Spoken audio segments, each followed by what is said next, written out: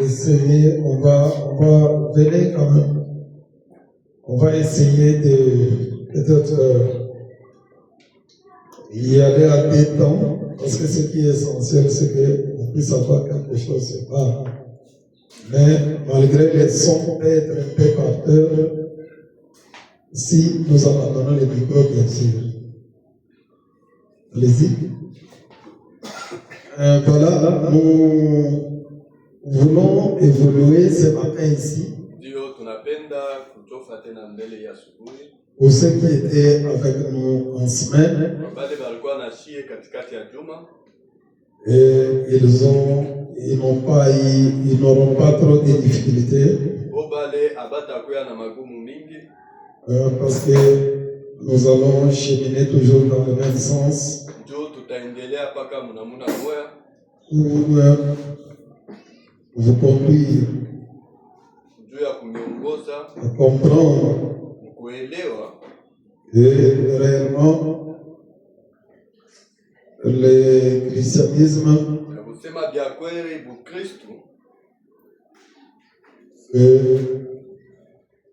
c'est vraiment un parcours. C'est un parcours. C'est-à-dire, vous allez voir que le prophète Branham a placé les parallélismes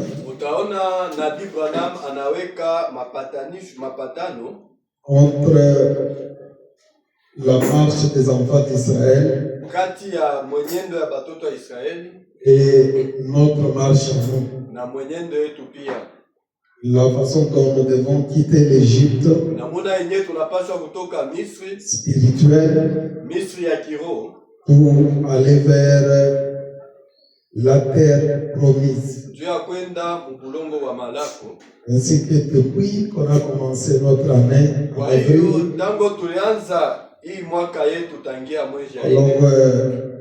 nous avons commencé par les livres de Moïse. Montrer comment la Pâque avait une grande signification pour nous. Et montrer que chaque vrai chrétien devrait vraiment expérimenter la Pâque chaque année. Et cela devrait lui donner une force exceptionnelle de pouvoir aller jusqu'à l'autre bout. Mais quand vous remarquez la façon dont nous sommes en train de rétrograder, la façon dont nombreux sont en train de piétiner au pied ce que le prophète dit, et cela nous montre que nombreux n'ont pas expérimenté la vraie Pâque.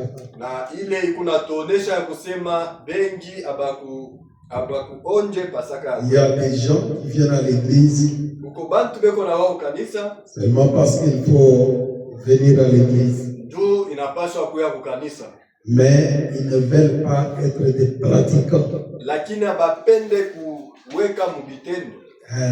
Donc, ils ne veulent pas vraiment suivre ce que le prophète dit. Mot à mot, ils ne veulent pas ça. Donc, c'est ainsi que vous voyez la marche de plusieurs. C'est toujours une marche boiteuse. C'est une marche toujours où il faut beaucoup plus amender, il faut beaucoup plus arroser, il faut beaucoup plus exhorter. Donc, nombreux sont comme ça. Parce que depuis Exode 12, on a exigé les signes. Et les signes là, c'était quelque chose ni kitu, c'est un petit rien. Ni kitu kidogo tu. Et ce petit rien-là, lakini ile kidogo tu signifie beaucoup. Inamaanisha mingi sana. Et ce petit rien-là, na ile kidogo va vous épargner de beaucoup de dangers. Itaniepusha kwa hatari mbalimbali. Exode 12. Kitabu cha Kutoka. Mais si vous prenez vous-même la prédication des signes, lakini kama mwe benye mnabeba ile mahubiri ya vous allez voir que utaona ya kusema peut-être que vous n'avez jamais appliqué les signes. Saa zingine auya pakalaka alama. Parce que les signes pour eux, tu alama kwabo, vous allez dire que c'était facile. Unaweza kusema ilikuwa teketeke. Et se réveiller ya kulamuka asubuhi entre les deux soirs. Katikati ya mabushuku mbili. Prendre un agneau. Beba nkondo. Manger un agneau avec les herbes amères. Na mayani ya butungu. Avec donc cet agneau-là rôti. C'est ole nkondolo mwenye buku na mutoma wa kuchoma. Ce n'était pas facile. Abikupe teketeke. Maintenant, quand tu manges, termine tout. C'est obligatoire de terminer tout. Maintenant, tu dois prendre le sang de cet agneau. Tu mets sur le linteau. Le prophète Branham dit que quand l'ange de la mort venait, dès qu'il voit les signes, il comprend que les exigences ont été vraiment exécutées. C'est-à-dire la personne qui a mis les signes a mangé les herbes amères, a mangé les intestins, a mangé même les oreilles. C'était pas facile. Maintenant pour nous ici, quand nous venons pour prendre notre agneau, la parole de ce jour, la parole faite chair. Pour que, parce que nous n'avons pas le droit de prendre un signe et de nous mettre comme ça. Jamais. Et il y a le Saint-Esprit, qui vient, qui regarde, et voit que les exigences de cet âge ont été vraiment respectées. Alors qu'on place les signes. Il y a une petite différence avec nous et avec eux là-bas. Parce que eux, on peut même, peut-être je ne sais pas, quelqu'un n'a pas bien mangé l'agneau, mais on peut quand même. On met les signes. C'est pour toute la maison. Mais nous, c'est individuel. Il n'y a pas de dire, je vais le volume au fond. Encore éviter les échos. Donc, briser le volume là. Ah oui. Donc, c'est ce que je avais fait la semaine passée. Ok. Alors, vous voyez un peu cette différence. Et le salut, c'est un seul qui peut faire, les autres sont sauvés. Mais nous, le salut, c'est individuel. Donc, chaque personne devrait se poser cette question. Alors, là, nous sommes dit qu'il y a des gens, selon les jours que Dieu nous a donné à vivre sur la terre,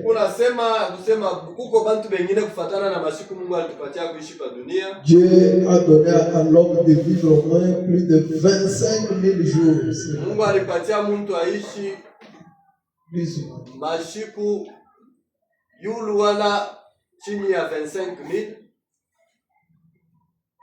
Maintenant, dans ces jours ici,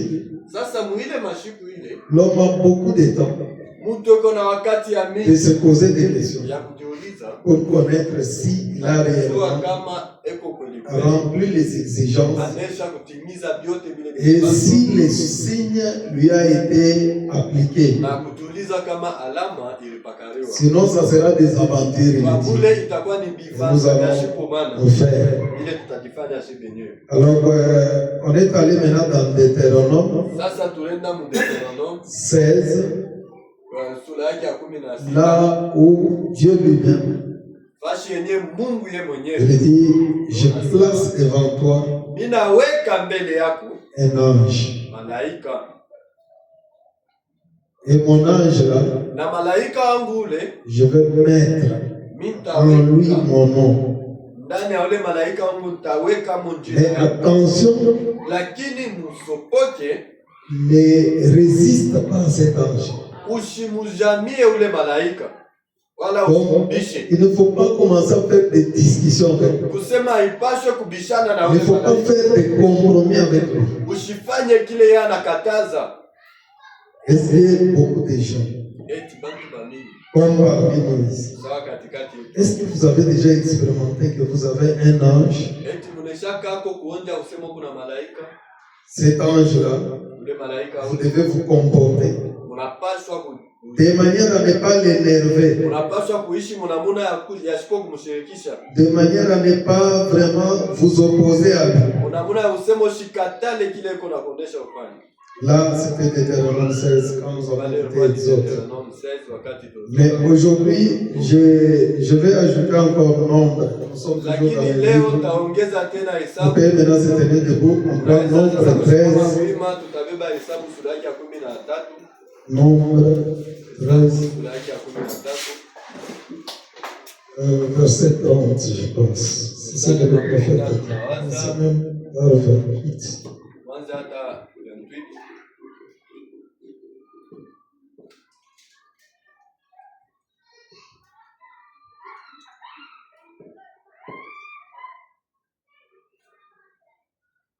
Papa, vous êtes là. Allez-y, gagnons le temps. Nombre chapitre 13, verset 28. Commencez où? Verset 28. Mais le peuple qui habite ce pays est puissant. Les villes sont fortifiées, très grandes. Nous y avons vu des enfants d'Anak. Les Amalécites habitent la contrée du Midi. Les Étiens, les Jébuséens et les Amoréens habitent la montagne. Et les Cananéens habitent près de la mer et le long du Jourdain. Caleb fit taire le peuple qui murmurait contre Moïse. Il dit, montons, apparons-nous du pays, nous y serons vainqueurs. Mais les hommes qui y étaient allaient avec lui dire, nous ne pouvons pas monter contre ce peuple, car il est plus fort que nous.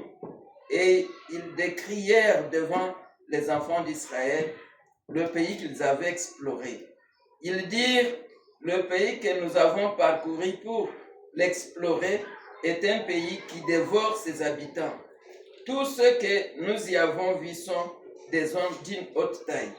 Et nous y avons vu les géants, enfants d'Anak, de la race des géants. Nous étions à nos yeux et aux leurs comme des sauterelles. C'est ça, 30. C'est 30. C'est 33.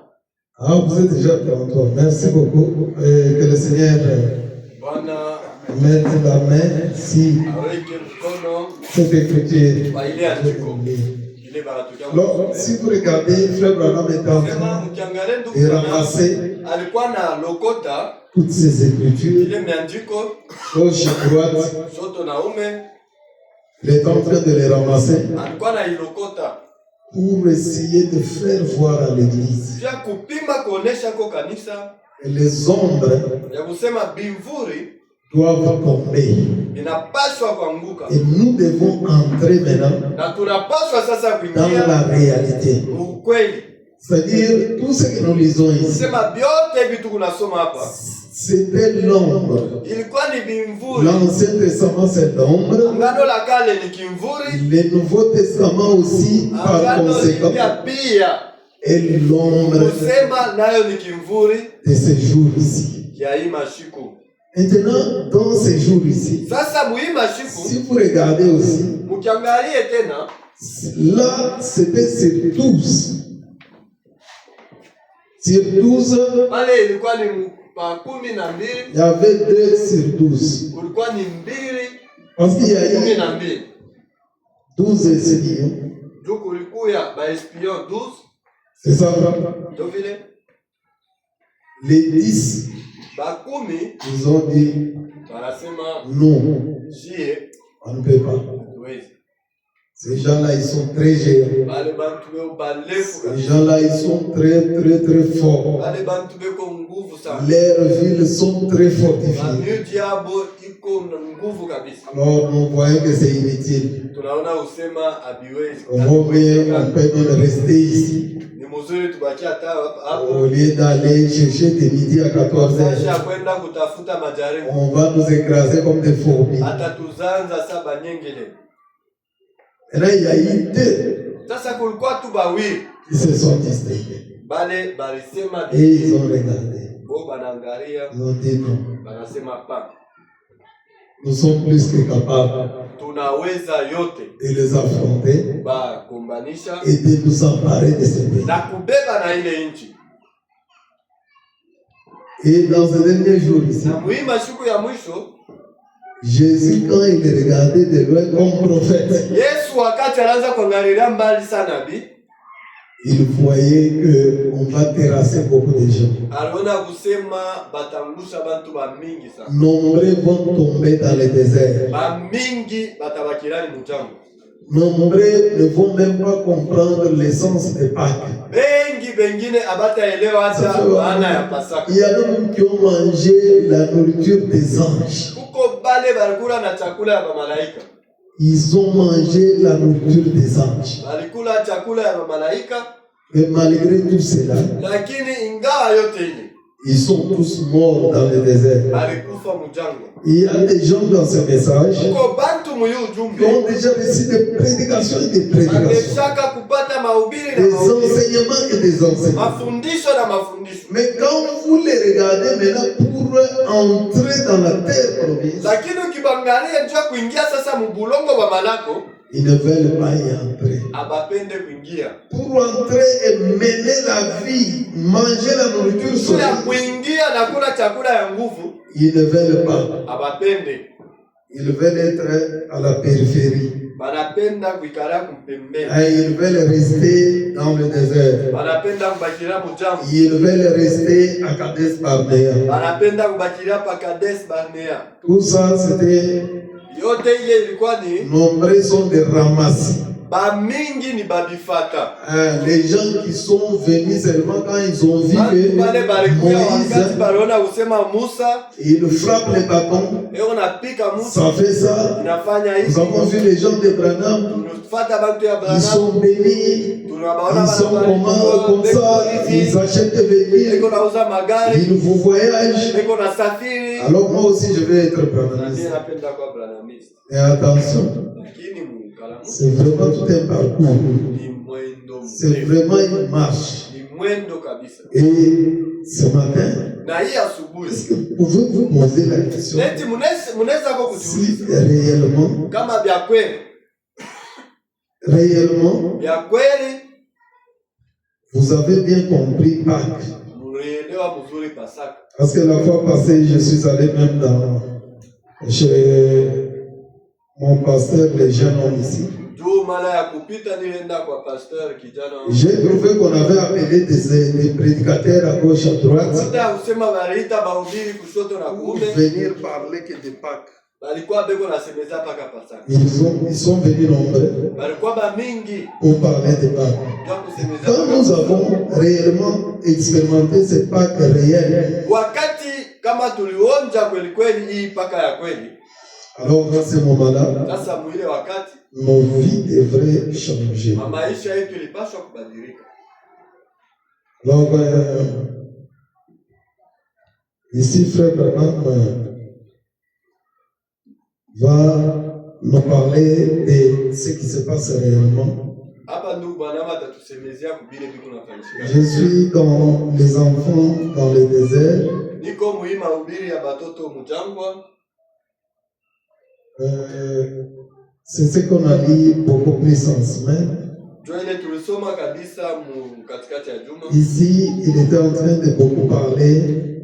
Hapa alikuwa anasema kabisa de la façon dont nous devons nous comporter quand Dieu agit sérieux. Munamuna ile tunapaswa kutenda wakati Mungu eko na. Je pense que nous étions allés jusqu'au paragraphe 16. En tout cas, on veut d'abord, je pense, ça va nous... C'était une exhortation en semaine. Le paragraphe 16, mais maintenant là, je rentre dans la prédication du 3 juin 1953. Dieu a commissionné Moïse. Dieu a commissionné Moïse du 3 juin.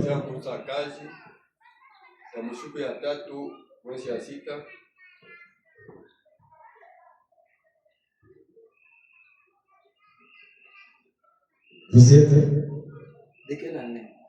1953. 3 juin. Premier paragraphe.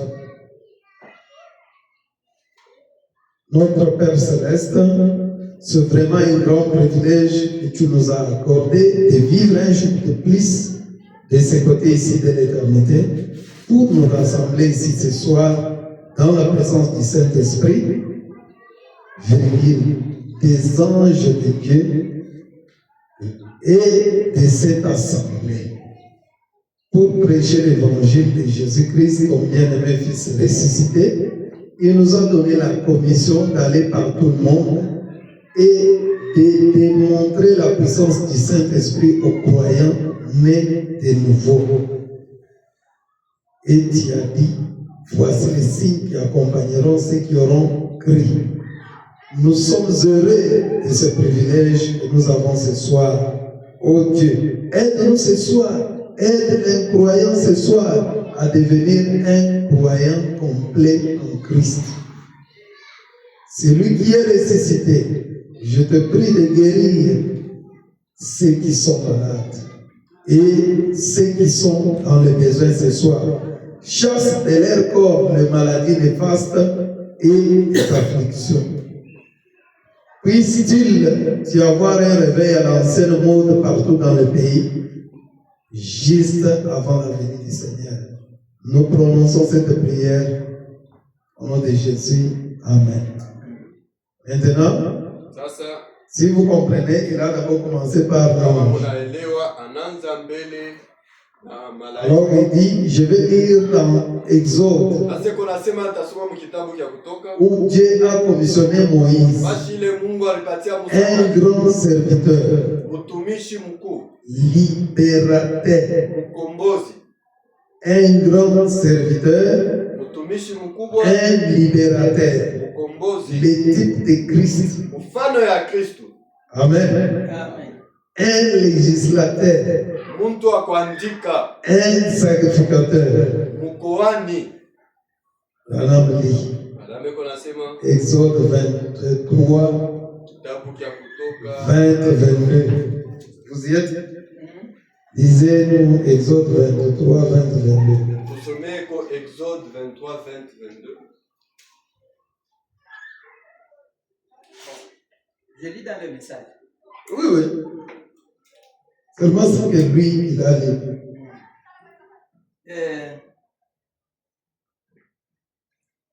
Voici, j'envoie un ange devant toi Azama minaweka malaika mbele yako pour te protéger en chemin juu akukinge barabarani, et pour te faire arriver au lieu que j'ai préparé. yeye akakufikisha mwile fashi nesha tayarisha. Tiens-toi sur tes gardes en sa présence Simama mzuri mbele yake, et écoute sa voix. uanze kushikia Ne vile lui, iko nakuonesha. ne lui résiste point point. ushikokotane naye, Parce qu'il ne pardonnera pas vos péchés, ashitasamehe mazambi zako, car mon nom est en lui. jina langu iko ndani Et yake. si tu écoutes sa voix, Na kama unafuata sauti zake, et si tu fais tout ce que je te dirai, na kama unafanya yote nitakuonesha kufanya, je serai l'ennemi de tes ennemis nitakuya adui wa maadui bako, et l'adversaire de tes adversaires. nitakuya adui wa maadui bako mpaka ile neno. Mon ange marchera devant toi. Malaika wangu atatembea Là au mbele chapitre, yako. et là au chapitre 13 d'Exode. Non, c'est fini. Je pense que vous avez fini, non? Là, il va encore se répéter. Car voici, j'envoie mon ange. Paragraphe 5, dans Exode au chapitre 13, verset 21. C'est comme la ligne là, c'était quoi? C'était. Maintenant, il dit l'Éternel allait devant eux, les jours. ou dans une colonne de nuée, pour les guider dans leur chemin. La nuit dans une colonne La nuit dans une colonne de feu pour les éclairer afin qu'ils ne marchassent jour et nuit. Et la colonne de nuée ne se retirait point de devant devant le le peuple peuple pendant les jours, ni la colonne de feu pendant la nuit. pendant la nuit. Amen. Ah. Alors, je suis en train de vouloir vous faire voir les parallélismes. Unapima kumionesha ko mafananisho katikati ya hii miandiko, mapatano ya hii miandiko. Je vais d'abord le micro en papa, vous pouvez vous asseoir. Ça va diminuer. Ça va, je ne te dérange pas. Donc je suis en train, parce que je sens comme si on ne se marie pas. Il faut qu'on se marie. C'est-à-dire, je veux que vous puissiez comprendre. Napenda upate kuelewa vya kweli kile banasema hapa. As nous sommes mota Bernard. Tuko neno kwa neno hekalo. Nous ne sommes pas ici. Hatuna On hapa a commencé à regarder ce que les autres font. kwanza kuangalia vile bengine beko Nous nafanya. ne sommes pas dans la course avec d'autres églises. Hatuna mumbio na makanisa ingine. Mais nous venons ici Lakini shie tuko nakuya dans hapa un but. mushaba fulani. Comme frère Abraham le disait, Ndio bwana anaanza kuisema. nous venons comparer nos vies Tuko nakuya kufananisha maisha yetu à la hauteur de la parole de kwa Dieu. neno ya Mungu. C'est-à-dire, nous devons regarder. Sema tunapaswa Ces kuangalia. choses qu'on dit ici, Hivi tupeko nasema hapa. c'est très puissant, Ni vya uwezo c'est kabisa. très sévère. Ni vya nguvu kabisa. Je vois toujours, malgré, on entend ça. Niko naona ingawa tuko na bishikia, Mais les gens finissent toujours par ne pas. lakini Vraiment. kumwisho bantu beko paka sa abashikie kintu. Ah, ils font sourd d'oreille. Beko nafanya sa ni Ils babisi. ont l'indifférence. Beko na kutokushutuka. Mais le jeudi, je pense, j'ai mis un pasteur ici. Lakini mkazi ine nadhani niliweka pastor moja Il hivi. plairait Aranza kuria à la chair. mimbani. Il plaire, il est sur les larmes. Anaria anapanguza Il machozi. dit, quand je vous regarde, Leo nasema wakati ni j'ai unaniangalia. envie Niko na de amu vous prendre comme ça, ya kumibeba hivi de vous changer, na kumibadilisha chacun de vous. kila mmoja wenu. Quand vous me voyez rester longtemps à la chair, Wakati Mungu naniona na kawa sana kumimbali, c'est ma façon de prier, c'est une jo prière. ni namuna yangu ya kuomba. Donc je regarde, je veux que voir les gens, Ni unangala ningu napenda nione bantu qu'ils puissent s'allier, devenir une même chose avec la bapate parole kuya qu'ils kitu écoutent. kimoya na neno ile beko nashikia. C'est la chose qui nous dérange. Beaucoup Jo de ministres, kitu de kile kiko véritables ministres, natuangaisha bahubiri ba vya kweli. ce qui les dérange, ce n'est pas Kile kiko nabangaisha l'église n'est pas remplie. kanisa iale.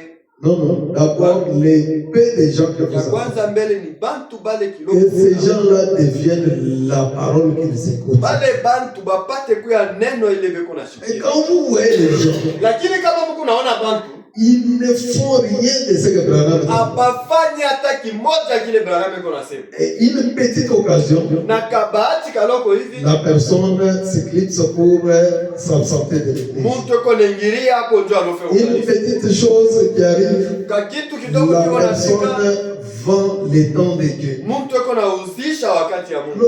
On se pose des questions. Sasa tuko najiuliza Ces gens, hapa bana ils ont compris pas.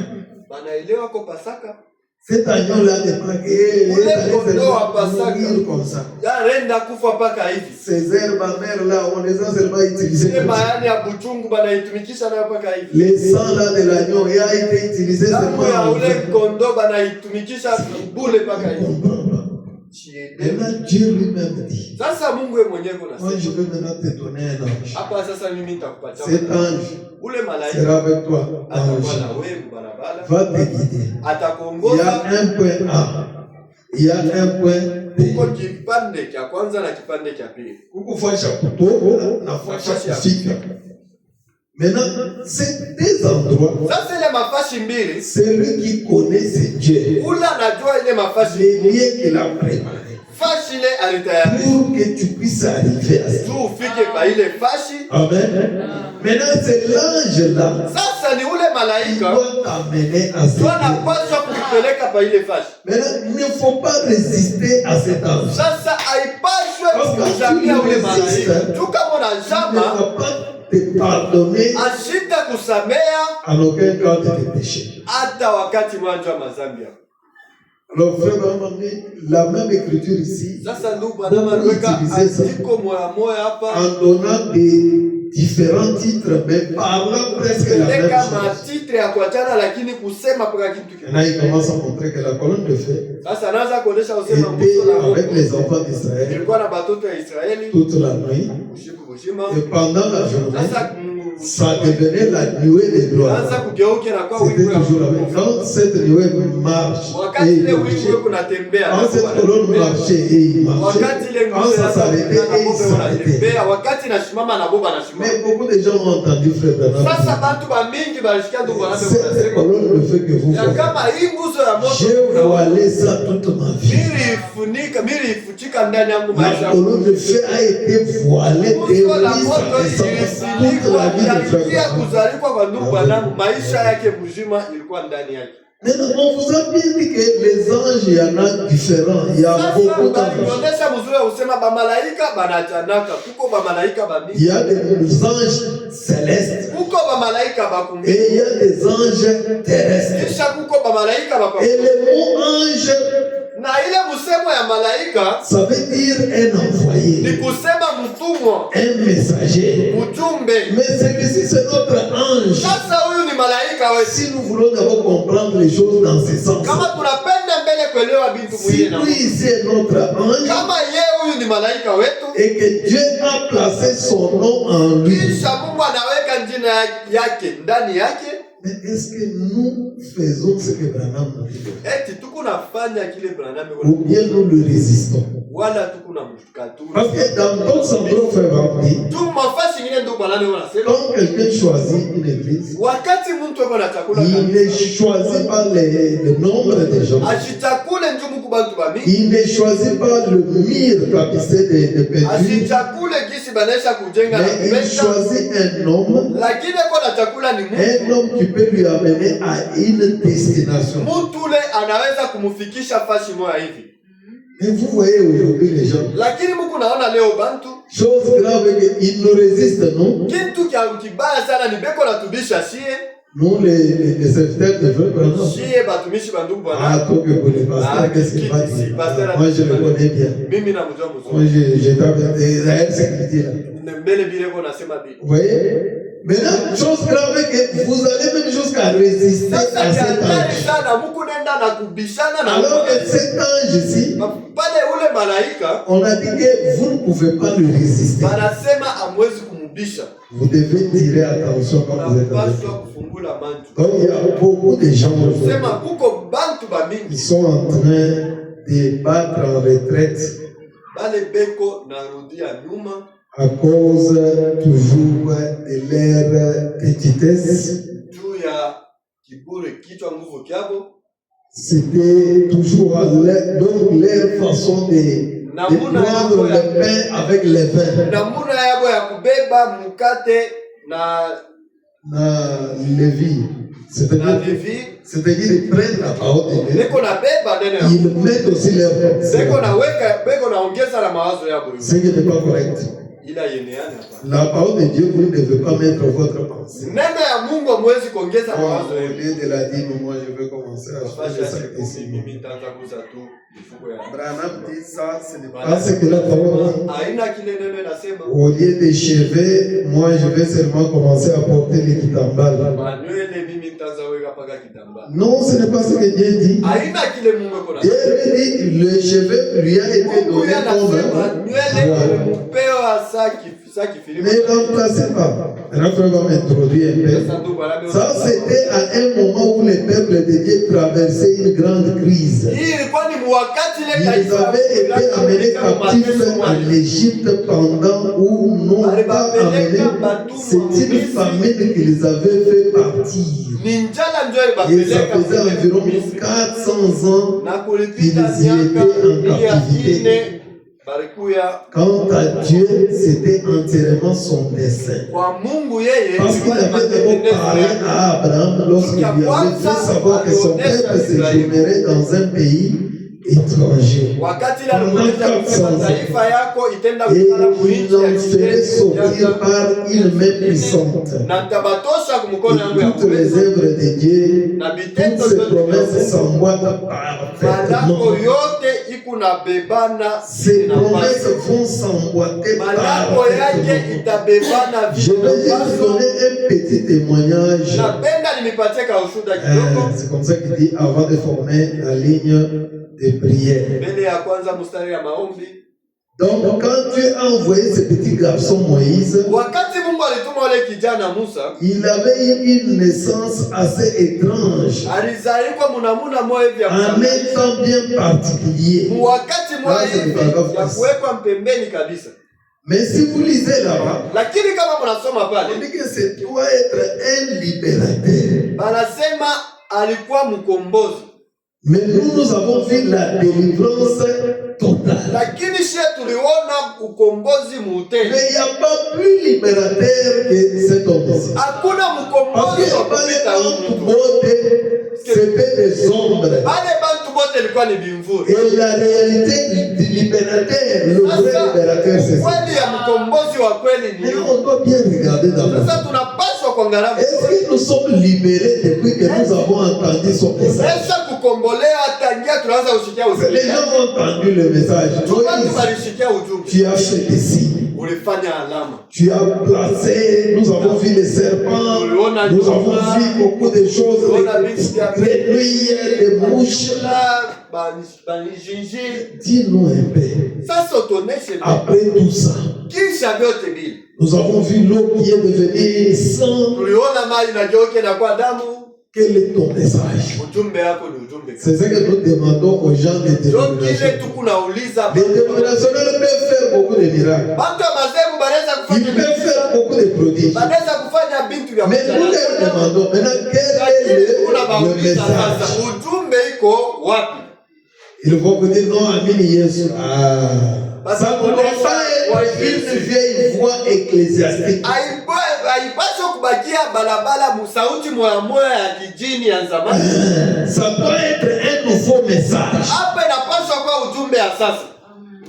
Ça doit être un nouveau message qui Inapaswa kuwa suit ujumbe ya les sasa signes. La ya voix kutembea kwa du alama. signe. Sauti C'est-à-dire quand ya alama. il y a les signes, Wakati kuko alama, après les signes, kisha ile il alama y a une voix. kuko sauti. Et la voix là, c'est le message. Na ile sauti ni ujumbe. Moïse devrait venir dire aux gens, Musa sasa alipaswa kuonesha bantu nous sommes appelés à quitter ce pays. tunaitiwa kutoka mwinchi. Nous sommes appelés à abandonner les hailles de l'Égypte, Tunaitiwa kuacha hii maai ya Misri, les tomates et toutes ces choses. matomate na vingine. Les autres disaient, Wengine wanaanza kusema moi je ne peux pas. nishiwezi. C'est comme notre président avait dit, il appelait tous les gens qui sont à l'intérieur, venez, revenez, on va reconstruire le pays. Bantu bote balikuwa banesha. On a montré un garçon là, avec un panier là rempli de viande.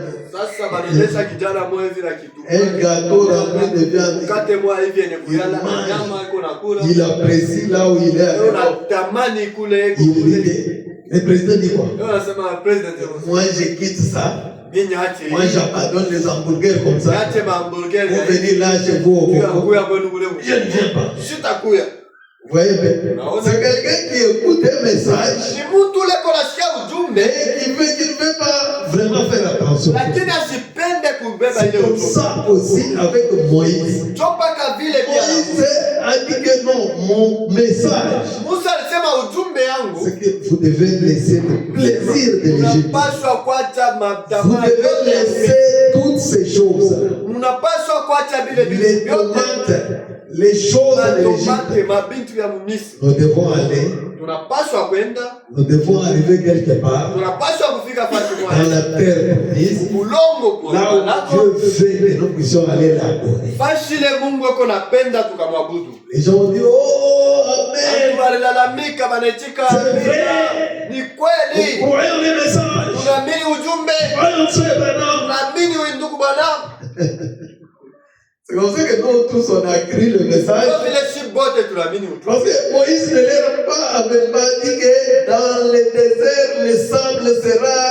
Tuko sasa kuwaonyesha kusema mujangwa mchange kuna bamba kifuku. Il ne leur a pas dit qu'il n'y aura pas de l'eau là-bas. Asikubaonesha usema kule kutakuwa mai. Il ne leur a pas dit qu'il y a des serpents qui vont commencer à vous mordre. Asikubaonesha usema muku na banyoka bataka Parce que s'il avait dit tout ça, juu kama alisema vile vyote nombreux d'abord allaient rester. bamingi balipaswa mbele kubaki. Il a dit seulement non, nous devons aller. Yale baonesha tu tunapaswa Dans kwenda. ce pays là où nous allons, Mwile nchi il y tukunenda. a les laits, Muko maziwa, il y a les miels. muko asali. C'est un très bon pays. Ni nchi mzuri. Nous allons adorer Dieu là-bas. Tutabudu Mungu Ça vile sera nchi. très bien. Itakuwa mzuri kabisa. Et tout le monde Na bosi voyait directement banaanza mara mwako na la destination, banaanza kona fashi mais banaanza sans mbele. tenir compte des Lakini conséquences. bila kuangalia vile banaweza kukutana navyo mbalabala. C'est comme ça que beaucoup de frères viennent au So message. vile banduku bamingi beko na kwa kujumba. Quand frère Branham a fait tous les signes là, Wakati ndugu Branham alifanya ile maandama ressuscitant yote, les poissons, kufufula samaki, amenant l'existence les écureuils, kupeleka mkuumba il baekire, remet les nez des gens cancéreux, eko narudisha mapua ya bantu yenye kutoboka na des kanseri. gens qui ont regardé. Bantu banangalia. Comme les militaires les saluaient en flairant, Ile baskari baanza msalimia mkuria, les gens qui regardaient. bantu bale banaanza C'est ça le kuangalia. message. So ujumbe. Oh, moi je crois ce message. Mimi naamini ujumbe. Baptisez-moi. Unibatize. J'aime ce message. Mimi napenda hii ujumbe. Mais ils ne savaient pas Lakini abakujua qu'il y a un parcours. kuko mwenyendo fulani. Ça va nous demander maintenant Itatuomba sasa, être vraiment fort en sacrifice. itatuomba tukwe nguvu msadaka. Nous allons rencontrer des obstacles. Tutakutana na vikwazo. C'est libérateur. Huyu mkombozi Il ne peut pas être un libérateur en moitié. asiwezi kuwa mkombozi wa kipande, Mais il doit être un libérateur au complet. lakini anapaswa kuwa mkombozi wa kueneana. C'est-à-dire quand il libère les gens, Sema wakati ako na ça ukombozi, doit être des gens totalement libérés. anapaswa kuwa bantu benye kukombolewa Pas mwote. des gens en moitié libérés. Aina bale bantu banabakombola kipande. C'est le libérateur de Dieu, Ni usema mkombozi wa Mungu, c'est un libérateur total. mkombozi mwote, Un fou. mwenye kuyana. Maintenant, les gens qui le libèrent, Sasa bale bantu watabao ce sont les gens libérés ni totalement. bantu bale Les batakombolewa gens qui muhoteli. sont foules. Bale bantu batakombolewa muhoteli. Mais aujourd'hui, nous avons le contraire. Lakini leo ya kupingana tu. Voici, j'envoie mon ange devant toi Angalia kunatuma malaika wangu pour mbele te yako. protéger, Juu ya kukukinga mbarabara. pour te faire arriver Juu ya kukufikisha. au lieu que j'ai préparé. Fashi ile mimi natengeneza. Tiens-toi sur tes gardes Simama en mzuri sa présence. mbele yake. Écoute sa voix. Sikia sauti yake. Ne lui résiste pas, Usibishane naye. parce qu'il ne pardonnera pas Juu ashita samea vos péchés. manzambi yenu. Car mon nom est en lui. Maana njina yangu iko ndani yake. Mais si tu écoutes sa voix, Lakini kama unasikia sauti yake, si tu fais tout ce que je t'ordonnerai, kama kama unafanya vyote bila nitakuruhusu, je serai l'ennemi de tes ennemis, takuya adui ya maadui bako, l'adversaire de tes adversaires. takombanisha wale batakukombanisha. Vous écoutez un peu? Unashikia? Maintenant, ici, il montre bien Sasa peko naonesha mzuri que l'Éternel allait devant eux les jours wa milele dans une colonne anazotembea de feu, mbele yabo mushiku saa les jours dans une colonne de nuée, mujua hivi saa nguzo la moto pour les guider sur leur chemin. jua kubaongoza Et mbalabala, la nuit, na bushiku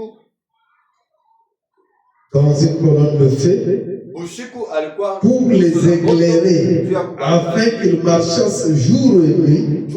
Et la colonne de nuée ne se retirait point d'eux. na nguzo la moto haikwanze kubatiria, Ne se retirait point de devant eux. haikwanze kubatiria mbele De devant le peuple les jours, ni la colonne de feu mbele pendant ya la nuit. taifa, ikuwe bushiku wala mjua. Donc c'était un moment, Sema ilikuwa ni wakati où il fallait que vous puissiez avoir un guide. wakati ile ilipaswa mkwe na Comme kiongozi. nous maintenant, Sashie hapa sasa nous avons un guide, tuko na kiongozi, mais beaucoup de gens échouent lakini bantu mingi beko na parce qu'ils shinda ne veulent pas faire ce que le prophète dit. tu abapende kufanya kile nabii beko nasema Mon neno kwa. Et quand on commence à coincer maintenant, Na wakati banaanza kubavinya sasa, faites ce que Branham dit. Et mfanye kile Branham beko nasema, voyez angalia votre vie là. Maisha yangu. Faites ce que le prophète dit. mshike kile nabii beko nasema, Notre libérateur. mkombozi wetu. Vous allez voir ça. Oh non. Utangalia hapa Ici, on me poursuit beaucoup. hapa beko nanifuatafuata sana, Alors maintenant, je dois chercher un endroit. natafuta tufashi ingine. Donc, quand Dieu a envoyé ce petit garçon, Wakati Moïse, Mungu alituma ule kijana il Musa, avait eu une naissance assez étrange, alizaliwa munamuna en un temps bien particulier. wakati mwa hivi Et ya Dieu l'a caché. na Mungu anamficha. C'était l'élection et l'appel de Dieu Ilikuwa d'envoyer ni Moïse chakula là-bas. na mwito ya Mungu ya kutuma Musa. Moïse ne pouvait rien faire Musa shikupashwa kufanya kitu s'il était Moïse, mais quand on voit comment Dieu a préservé sa vie, Musa shikupashwa kufanya kitu gisa alikuwa Musa, lakini namuna tunaona Mungu c'était aliweka la maisha yake prédestination, mbele. Ilikuwa la alesa volonté prédéterminée de Dieu. ilikuwa ni chaguzi yenye kutengenezwa mbele ya Mungu. Et quand il l'a fait partir au désert Na wakati alimpeleka pour mjangwa faire paître les brebis juu ya kulisha de bambuzi Jéthro, bajetu, après qu'il était devenu un meurtrier, kisha yeye kuya là, muuaji. un jour Dieu lui a parlé dans un buisson ardent. Sasa siku moja Mungu Dieu lui akamsuluhisha kuletea a moto. dit d'ôter ses souliers. Mungu alimuonesha vule Paragraphe viatu yake, 11. Car la terre sur laquelle il se tenait était sainte. kwa maana bulongo bwenye alisimamia bulikuwa butakatifu. Et la manière dont Dieu a conduit cette église dans le naturel est un type parfait de la manière dont il l'a conduit dans le spirituel Na aujourd'hui. namuna ile Mungu aliongoza ile kanisa ya muntu hivi binafanana na vile eko naiongoza mukiro leo. Ce que tu dis là, c'est ce que moi j'ai dit. Mais ce que vous devez bien comprendre, est-ce que c'est ce qu'il veut dire? Il dit la chose que j'ai anticipée ici en disant. Eko nasema kitu kile nilitangulia kusema. Et si vous regardez la marche des enfants Kama d'Israël, munaangalia mwenendo wa batoto wa Israeli leur sortie et tout, kutoka kwa bona lingine c'est exactement notre marche. mpaka vile na mwenendo C'est le paragraphe 12 pour ceux qui prennent le notes. kipande cha 12 kwa bali. C'est-à-dire, Ni kusema Israël là-bas dans le naturel, Israeli kule c'est Israeli le type mkiasiri ni mfano de ce que nous sommes en train de ya vivre. kile shie tuko Mais katika. je me représente les déserts, Sasa les dangers qu'il y tunatuanzia avait. mbele jangwa na Parce qu'il y a une prédication là où nous étions. Là où Frère Branham a parlé d'abord de la guérison et de beaucoup de choses. Les enfants dans les déserts. batoto mjangwa Dans le désert là-bas, mjangwa mule il y avait carence de nourriture. akukukwe chakula Il y avait carence d'eau. akukukwe maji Et beaucoup de gens ont commencé à se plaindre. na bantu mingi baanza kujiriria. Non, mais comment Moïse peut nous amener dans Sasa la njoo nini Musa anaweza kutuleta Mais fasi? pourquoi ne pas nous laisser seulement Sasa nini siwezi kutuacha en Égypte? kutumisha. J'allais rester avec les Nilipaswa kubakia na Bakaï na là-bas. Bakaye Mbemule. J'allais rester avec les Nilipaswa kubakia na Baboué sont là-bas. Bawera son kule. C'est comme ça que beaucoup de gens sont maintenant au message. Ndio vile bantu mingi beko mu mjumbe. Ils commencent, ils disent non, moi je pensais que quand j'arrive au Kusema message, bana mimi naanza kuwazia kusema je vais seulement tukiwa dire au nom de Jésus. mimi nasema pa J'ai 5 voitures. niko na magari. Je fais ceci, j'ai autant de choses. J'ai des maisons, j'ai des parcelles, je voyage. Tunasafiri. Non, tout ne sera pas comme ça. Dieu va d'abord te faire passer par la mer rouge. Mungu anapaswa mbele ukupitisha kubali mwekundu. Il voit comment tu réagis. Anaangalia vile utatenda. Après la mer rouge, Dieu va te faire passer dans un désert. Mungu atakupitisha tena mjangwa. Tu vois comment il y a des serpents là. Unaona vile Mungu banyoka. Tu vas voir comment les choses se compliquent là-bas. Unaona gisi mambo iko Il y a pas de l'eau. hamuna mai. Il y a beaucoup de choses là-bas. Kwa vitu mingi mule. C'est comme ça qu'aujourd'hui, Ndio vile leo nous avons des frères kuna bandugu qui commencent à chercher à rebrousser chemin. bananza kutafuta. Et la manière dont Dieu a conduit cette église, Na namuna ile Mungu aliongoza hii kanisa, anaongoza hii kanisa.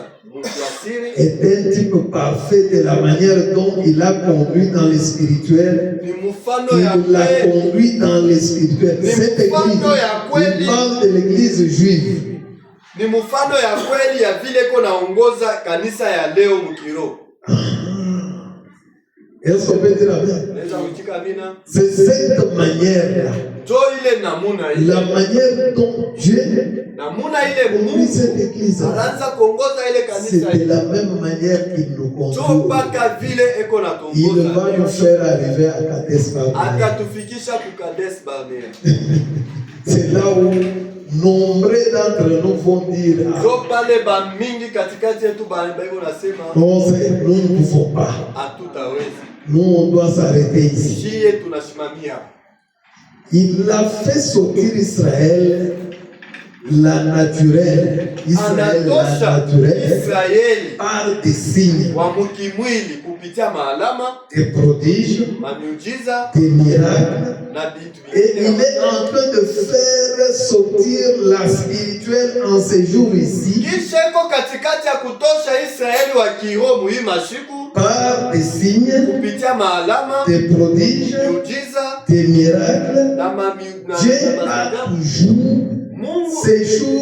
ces choses ont toujours accompagné Dieu. Ile bintu Parce que inasindikiza Dieu mpaka Mungu. est surnaturel. Tu Mungu yeye ni wa Il kiroho, est un créateur. yeye ni muumbaji. Et tout son rien ne lui est impossible. Hakuna hata kimoja kile asiwezi kuweza kufanya.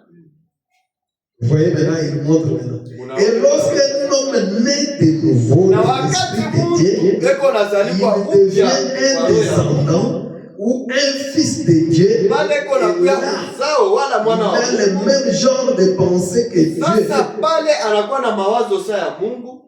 La pensée qui était en Christ est en nous. Mawazo ile ilikuwa ndani ya Kristo inakuwa ndani Et yetu, nous croyons à l'invisible, na tunaamini kubila vionekana au miracle, miujiza, et vraiment à tout. na tunaamini Et là, kubyote. nous avons le Saint-Esprit qui vient en nous et qui nous parle de ces choses. Pale sasa tuko na Roho Mtakatifu kuna tushukia na kutuonesha hivi vitu. Voilà le but entier de ces réunions. Muone sasa kifukuzio cha Elles ne sont pas faites, elles ne sont pas faites dans aucun autre but devant Dieu. mikusanyiko yote hatuifanyake mushabaka Si ce n'est de stimuler votre foi kama aina ya kuchamusha imani au yenu ndani ya point où vous pouvez croire en lui mukipande kile mutamini Mungu pour le salut de juu ya votre âme wokovu et ya pour nafsi la yenu guérison de votre na corps. matunzo ya mwili yenu. Amen. Amen. C'est-à-dire, Ni kusema si vous regardez bien, mukiangalie mzuri cette sortie huku kutoka des enfants d'Israël, kwa watoto wa Israeli kunamaanisha vitu mingi. Nous ne pouvons pas chercher des raccourcis. Hatuwezi kutafuta tumanjano. Nous devons aussi passer par les eaux de Mara. Nous devons aussi arriver à des moments où les choses se compliquent. Tunapaswa na siku kufika mpaka wakati ile bintu vyote C'est vinaharibika. presque la même chose. Ni kitu kimoja. Mais celui qui a bien mangé l'agneau, Lakini ule alikula mzuri mutele il va résister. ataja. Il va être comme Caleb et Josué. Atakuwa sa Caleb na Yoshua. Il va dire, nous sommes capables. Atasema shie tunaweza. C'est comment aussi j'ai pris ça. Kwa Pour que, maana mimi na mimi nilibeba quand vous hivi. allez voir vos sœurs en train de s'y commettre, Tu wakati ile mtaona badada yenu mkulala kuanguka. les frères en train de s'y commettre, Banduku yenu que mkibaona. vous puissiez prendre courage. Wewe mpate kubeba. Parce que Branham nous a montré que l'Église a été toujours une minorité. Tu Branham anatuonesha kama L'Église ya est toujours kusema en kabisa minorité. ni bantu. Maintenant, comme c'est une minorité, Sasa vile ni bantu kidogo. il ne faut pas que les minorités soient pas yajina. Il ne faut pas que cette minorité soit seulement une minorité par Ah oui, non. Oh, d'ailleurs, nous, on a dit que l'Église c'est une minorité. Nous sommes aussi une minorité. Comme ça, nous avons. Non, ce n'est pas une occasion pour que toi, tu mènes n'importe quelle vie pour dire que nous sommes une minorité. Mais la minorité là, c'est la minorité des gens qui honorent cet homme, qui mettent en pratique tout ce que nous disons. Sinon, vous allez être seulement une minorité. Mais la minorité qui pèse. Parce qu'on a dit que Dieu ne compte pas les siens.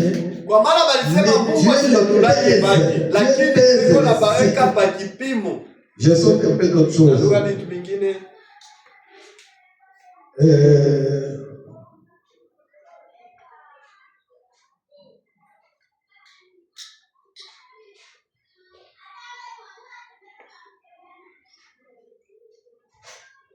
Et ici, il a raconté l'histoire d'un jeune homme là qui faisait des campagnes. Il a dit, avez-vous déjà eu des convertis? J'ai dit, au cours de ces dernières années, j'ai eu un peu plus de 350 000 convertis, rien que dans mes réunions. Sans compter ceux qui ont fait d'autres et qui sont sortis. Il en a été un peu bouche bée. Il a dit, où sont allés tous ces convertis? Ah, là, on demandait à Frère Barbara. J'ai dit, à l'église de leur choix.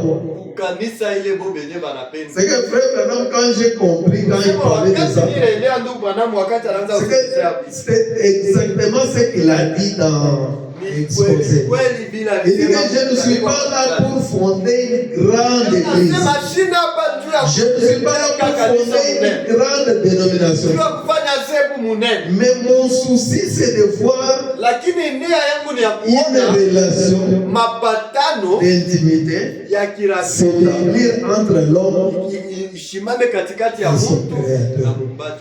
C'est-à-dire, Frère Branham a laissé ces gens-là aller dans les églises de leur choix. Après les avoir amenés à la conversion. Il dit, je les ai laissés. Ils sont allés dans les églises de leur choix. Mais aujourd'hui, si vous trouvez quelqu'un qui fait ça, c'est très difficile. J'ai dit à l'église de leur choix. Bien, ce sont les pentecôtistes qui récupèrent la plupart de ces gens-là. J'ai dit, c'est vrai. Car les pentecôtistes croient cela, les pentecôtistes viennent et les pentecôtistes suivent les chemins. J'ai dit c'est vrai. Vous ne croyez pas cela. Et vous restez à l'écart de cela et vous ne bénéficiez pas. Beaucoup de vos fidèles viennent, ils participent, ils voient, et puis ils croient en cela et vont tout simplement de l'avant. J'ai dit, Si seulement vous mettiez de côté, qu'en est-il de la science chrétienne et de bon nombre de ces ismes? J'ai dit, si vous étiez resté là où vous auriez dû rester, nous n'aurions pas eu ces sectes. Si vous étiez allé de l'avant pour prêcher l'évangile, l'homme est un être surnaturel. Il a soif de Dieu. C'est quoi? Il a soif de Dieu. Et s'il ne peut pas trouver la vraie nourriture de Dieu,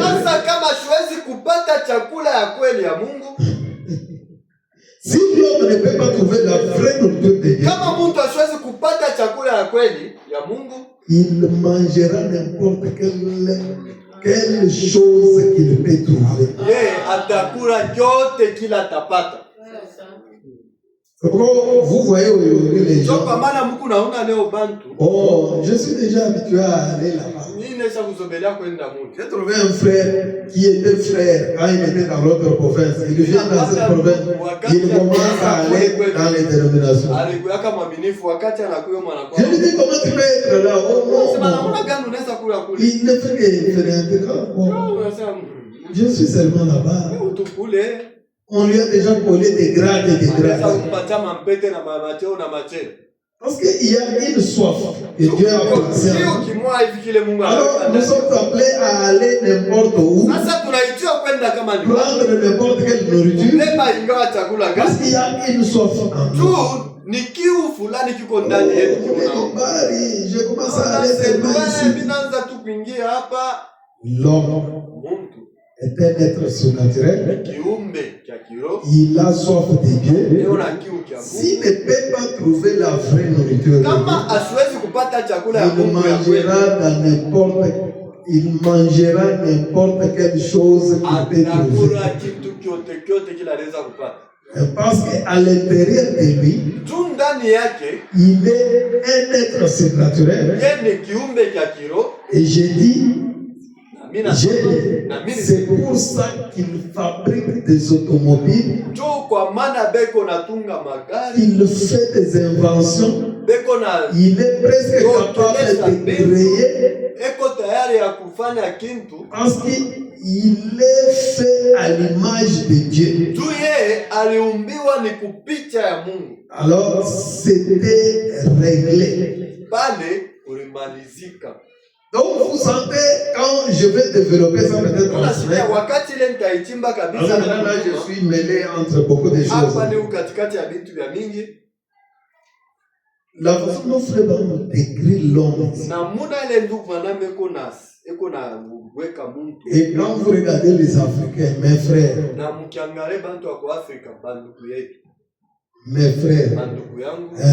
parce que je suis là pour vous dire la vérité.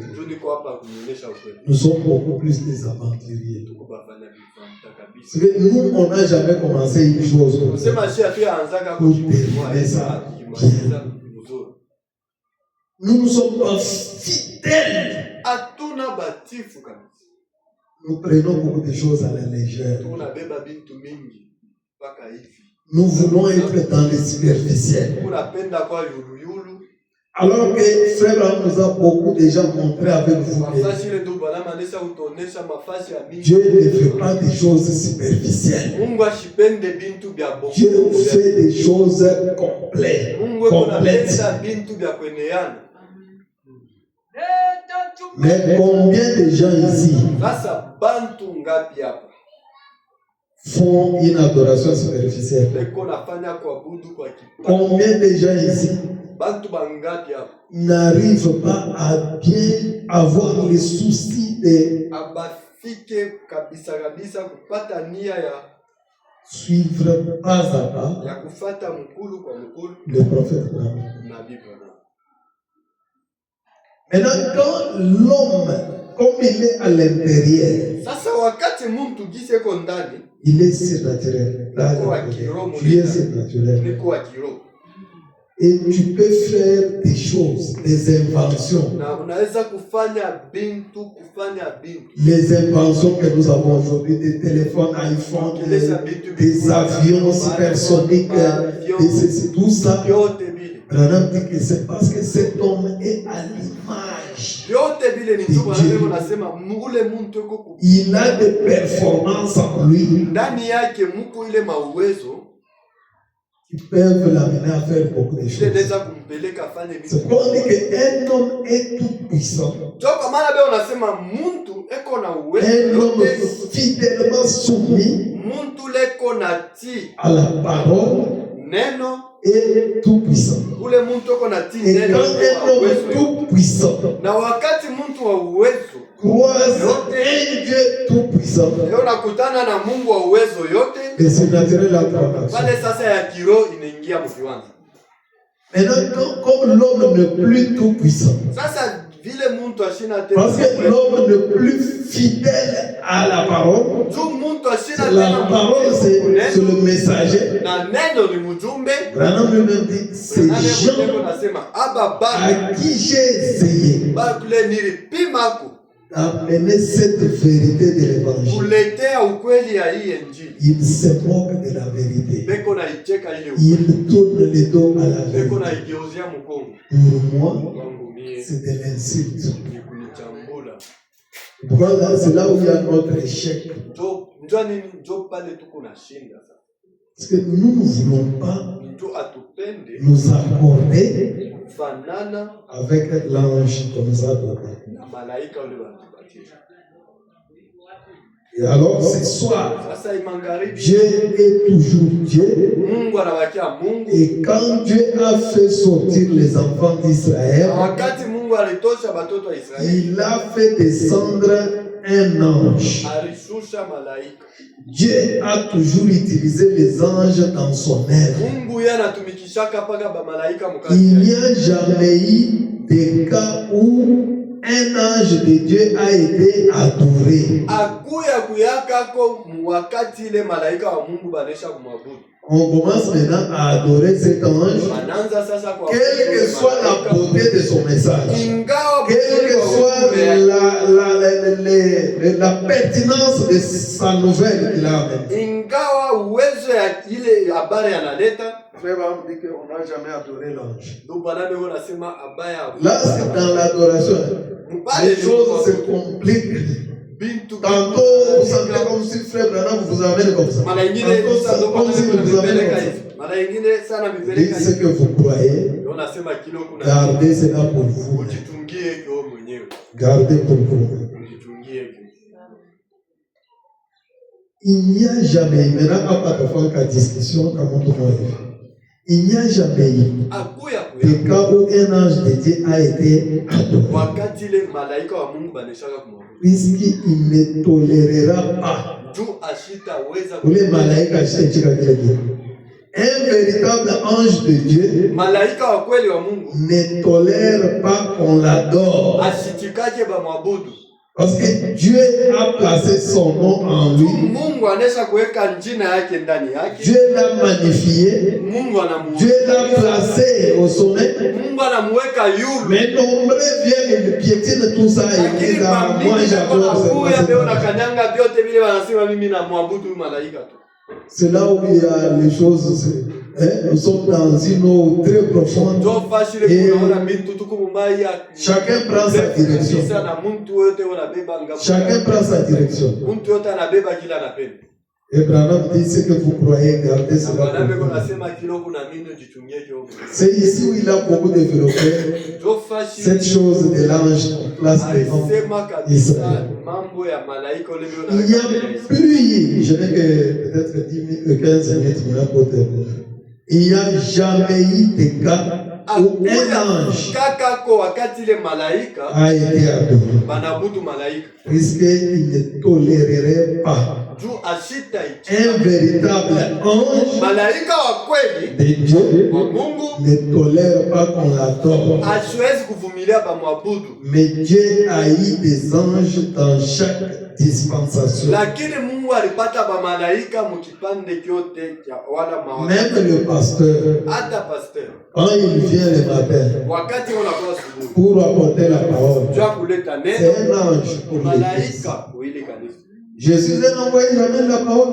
On m'amène sur la moto là. leta pa tukutuku. Voilà l'ange. Le pasteur, si c'est tel tabernacle, il passe là-bas, même s'il est dans Pasteur kama ni le waikalo kaneo napita naye ni malaika. Mais combien de gens adorent même les tabernacles aujourd'hui? Sasa bantu ngapi beo nabudu ti na mahekalo leo? Banesh Koika tabernacle, donc, mais quand on doit écrire ça dans le nom de qui? Pourquoi tout ça? Donc, lui, son problème, c'est les tabernacles. Ye mambo yake ni hekalo na mpango. Il y a d'autres qui adorent leur pasteur. Kuko bengine beo nabudu ba pasteur baba. Oh, mon pasteur, il s'habille bien, il est sa père, il est ceci. Eko bifulani. Même si l'ange est comment, Braname unasema hata malaika ule il ne tolère pas qu'on l'adore. ashitikaki ba mwabudu. Ça, il l'a souligné. Mais Dieu a eu des anges dans chaque dispensation. Lakini Mungu alipata ba malaika mwakati Récemment, mara ya kupita. paragraphe 20, un homme qui fait partie d'une bonne église du plein évangile m'a dit, Frère Branham, a-t-il dit, vous parlez tout le temps d'un ange qui vous visite. Unasemaka saa yote njua mambo ya ule malaika anakuyaga kukuja. J'ai lu vos livres. Mimi nasoma vitabu yangu.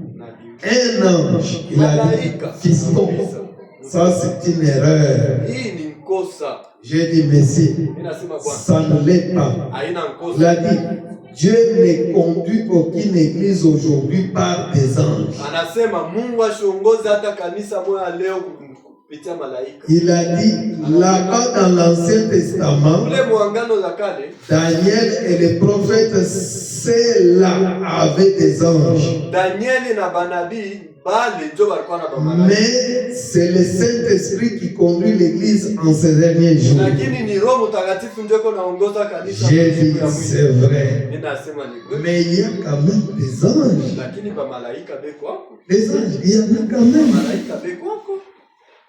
Il a dit, Anasema pas dans la doctrine du Nouveau Testament. hapana mafundisho ya muangano lipya. J'ai dit, Mimi nasema oh frère, bien sûr que si. ya kweli beko hapo. J'ai dit, croyez-vous dans la Vierge Marie? Unaaminiaka, Et croyez-vous que la Vierge Marie était dans le Nouveau Testament? unaaminiaka kusema Bikira Maria alikuwa muangano lipya? Lorsque l'ange Gabriel là-bas, Wakati ile malaika Gabriel kule, il a dit, mais ça, c'était avant la venue du Saint-Esprit. hii ilikuwa ni mbele ya kuja kwa Roho Mtakatifu. Et si vous êtes lecteur de la Bible, là, vous comprenez ce qu'elle dit. Na kama munakalaka basomaji wa Biblia Si quelqu'un ne lit pas la Bible, il ne va même pas kama comprendre. mtu ashisome Quand cet homme se défend devant Frère Abraham, ça c'était avant la venue du Saint-Esprit. Ile ilikuwa ni mbele ya kuja kwa Roho Mtakatifu. Il a un peu raison. Pale Mais Branham va l'amener au milieu. lakini Branham atampeleka Il ukibumbani. a dit, mais ça c'était avant la venue du Lakini Saint-Esprit. ile ilikuwa ni mbele ya kuja kwa Roho Mtakatifu. J'ai dit dans ce cas, Sawa vile croyez-vous que Philippe avait le Saint-Esprit? unaamini usema Filipo. Il a dit oui. J'ai dit, qui lui a dit là-bas en Samarie d'aller dans le désert de Gaza? Ni nani alimuonesha kule kusamaria usema ende mjango ya kugaza? Qui a dit à Philippe d'aller dans le désert de Nani Gaza? alionyesha Filipo ende kujango ya Maintenant, quand j'ai vu Gaza, sasa c'était wakati niliona Gaza, mais vous avez vu comment Israël est allé se battre à Gaza? unaona gisi Israeli alienda kumbana kule kugaza. Il faut y aller. Inapaswa kwenda huko. Il faut avoir les ambitions d'aller là-bas à Inapaswa kuwa Gaza. na nia ya kwenda kule kugaza. Voir un peu le désert de Gaza. Uona huko jango ya Gaza. Ce sont ces choses que nous lisons des fois. Ni hivi bintu tu kunasoma malaika. Mais seulement quelqu'un avec une Bible. Unakuta mtu na Biblia mweko hapa. Moi, mon ami. Mimi ndio Biblia. Et tu as été déjà à Gaza. Sasa kufika au Gaza. Parce que Gaza, là, quand on lit ça dans la tête des enfants, mais maintenant, là, Wakati wewe vous voyez Gaza, il y a la guerre terrible. Unaona Gaza kuko vita ya kushangaisha. Mais dans ce désert-là de Gaza, Lakini mwile jangwa ya Gaza, l'ange est venu à Philippe. malaika anamtokea Filipo. L'ange est venu quelque part. Malaika Lui a anatoka dit, va dans le désert de Gaza. anamuonesha uende mjangwa. Pourquoi Israël se bat pour récupérer une endroit? Kwa nini Israeli iko na kumbana njoo ya kubeba ile Et mafasi? ils appellent ça territoire occupé par Israël. Beko na Alors que ce sont les terres, historiquement parlant, des terres d'Israël. lakini ni mabulongo muzamani ni mabulongo ya Israeli. Alors il dit, dans ce cas, croyez-vous que Philippe avait le Saint-Esprit? Sasa Oui. huku naamini usema Filipo Je- alikuwa na Roho Mtakatifu, Ili anasema ali- ndio. Là-bas en Samarie, Sasa nani alimuonesaka kwa Il wakati était en anaona Samaria? d'aller dans le désert de Gaza Nani alimuonesaka ende pour kujangwa ya rencontrer Gaza? l'unique Éthiopien. Tula kukutana na Ethiopia Mungu. Est-ce le Saint-Esprit ou l'ange du Seigneur? Eti ni Roho Mtakatifu wala malaika wa Bwana? C'était l'ange du Seigneur, Ilikuwa ni malaika wa Bwana. pas le Saint-Esprit. Haikuwa Roho Mtakatifu. J'ai aussi dit, Na mimi nasema, croyez-vous unaamini que Saint Paul avait le Saint-Esprit? Mtakatifu Paulo alikuwa na Roho Mtakatifu? Il a dit, Anasema certainement. hakika. Vous croyez que Pierre avait le Saint-Esprit? Na mimi nausema Pierre alikuwa na Roho Il a Mtakatifu. dit certainement. Anasema hakika. J'ai dit, dans ce cas, lorsque Pierre était en prison, Wakati et il y a eu une réunion de prière chez Jean-Marc, na kuna kuya mkusanyiko ya maombi kwa Jean-Marc. qui est-ce qui a traversé les barreaux sous forme de lumière et a brillé sur lui? Nani ule alitambuka ile biuma saa kwa mfano ya Ananga. mwangaza anenda On kukutana na dit Biblia. l'ange du Seigneur. Banasema ni malaika wa Bwana. Qu'était-ce dans le cas de Paul après 14 jours et 14 nuits, sans ligne, ni étoile, ni rien pour orienter, et que tout espoir pour eux était d'être sauvés de cette tempête était complètement perdu. Sasa ilikuwa yako nini mambo ya Paulo, wakati 14 jours, majuma 14 mbili ya shipo bushiku wala mjua Les lecteurs de la Bible connaissent ça. Tout ça, je le faisais que rire. Quand je regardais frère Branham, de façon il est. C'est-à-dire, non, ça c'est une sagesse supérieure. ni hekima ya yulu kabisa. Et là, il dit, Paul est descendu dans la canne et au bout d'un moment, il est ressorti et a dit, prenez courage. Paulo alishuka pale na Ah, l'ange de Dieu, bebe dont je suis le serviteur, malaika m'est apparu mwenyewe kunatumikia et m'a dit, yeye ananionyesha Paul, Paulo ne crains point. usiongope. Il faut que tu comparaisses devant César. Inapaswa Et wewe voici, usambe Dieu mbele ya a Caesar. donné tous. Na angalia Il a dit, inapaswa c'est kwa- pourquoi, frère, anasema ndio j'ai confiance en Dieu qu'il en sera comme il m'a été montré tunatumainia Mungu ya kusema dans vitafika mpaka vile l'île de balionesha Patmos. kule mukisanga cha Jean.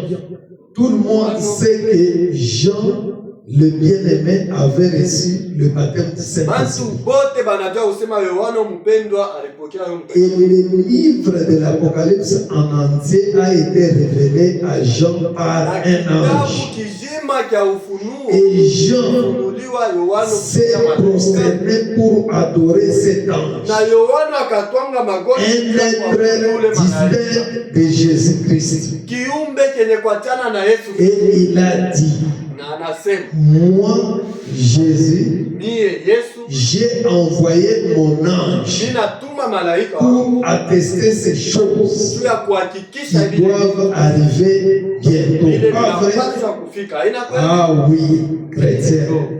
Les anges de Dieu Bamalaika ba Mungu sont des esprits ni maro qui exercent un ministère. ile kunatumikia Ils sont envoyés de la présence de Dieu. yenye kutumwa kutoka mwepo ya Mungu.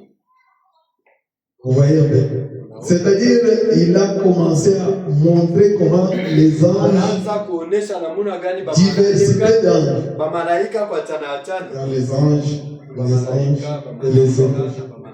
Et dans la vie d'un vrai enfant de Dieu, il doit toujours avoir quelqu'un qui lui dit quelque chose. Il doit toujours avoir quelqu'un qui peut lui dire quelque chose. Il doit toujours être attentif. Mais aujourd'hui, là, nous sommes là comme ça. On n'a plus rien.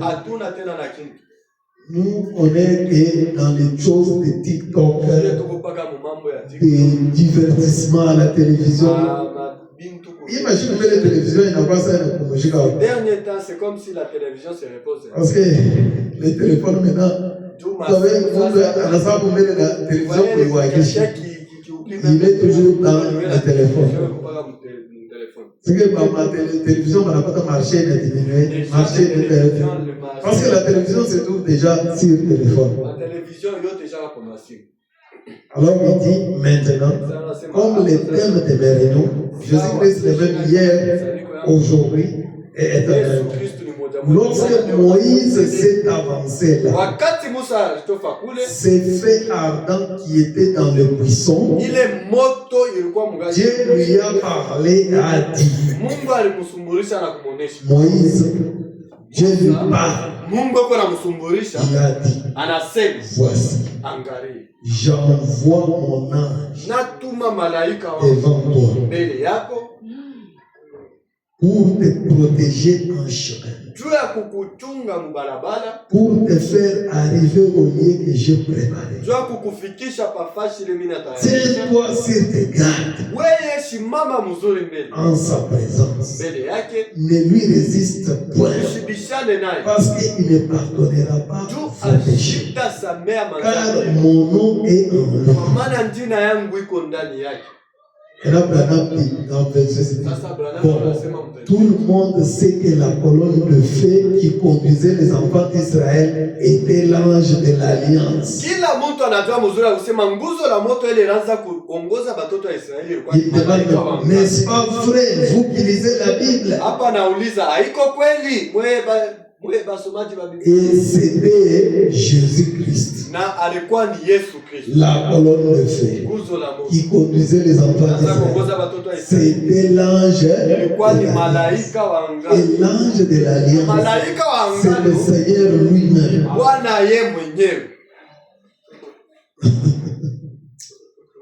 Ah là là là là. Un peu comme un peu comme n'est-ce pas? Vous qui lisez la Bible, et c'était Jésus-Christ. Moïse a regardé les richesses de Christ comme étant plus grandes que les richesses de l'Égypte. L'opprobre de Christ, plutôt comme étant plus grand que les trésors de l'Égypte. C'était Jésus-Christ. C'était Jésus-Christ. Parce que Branham a dit que je prêche toujours les mêmes hier, aujourd'hui et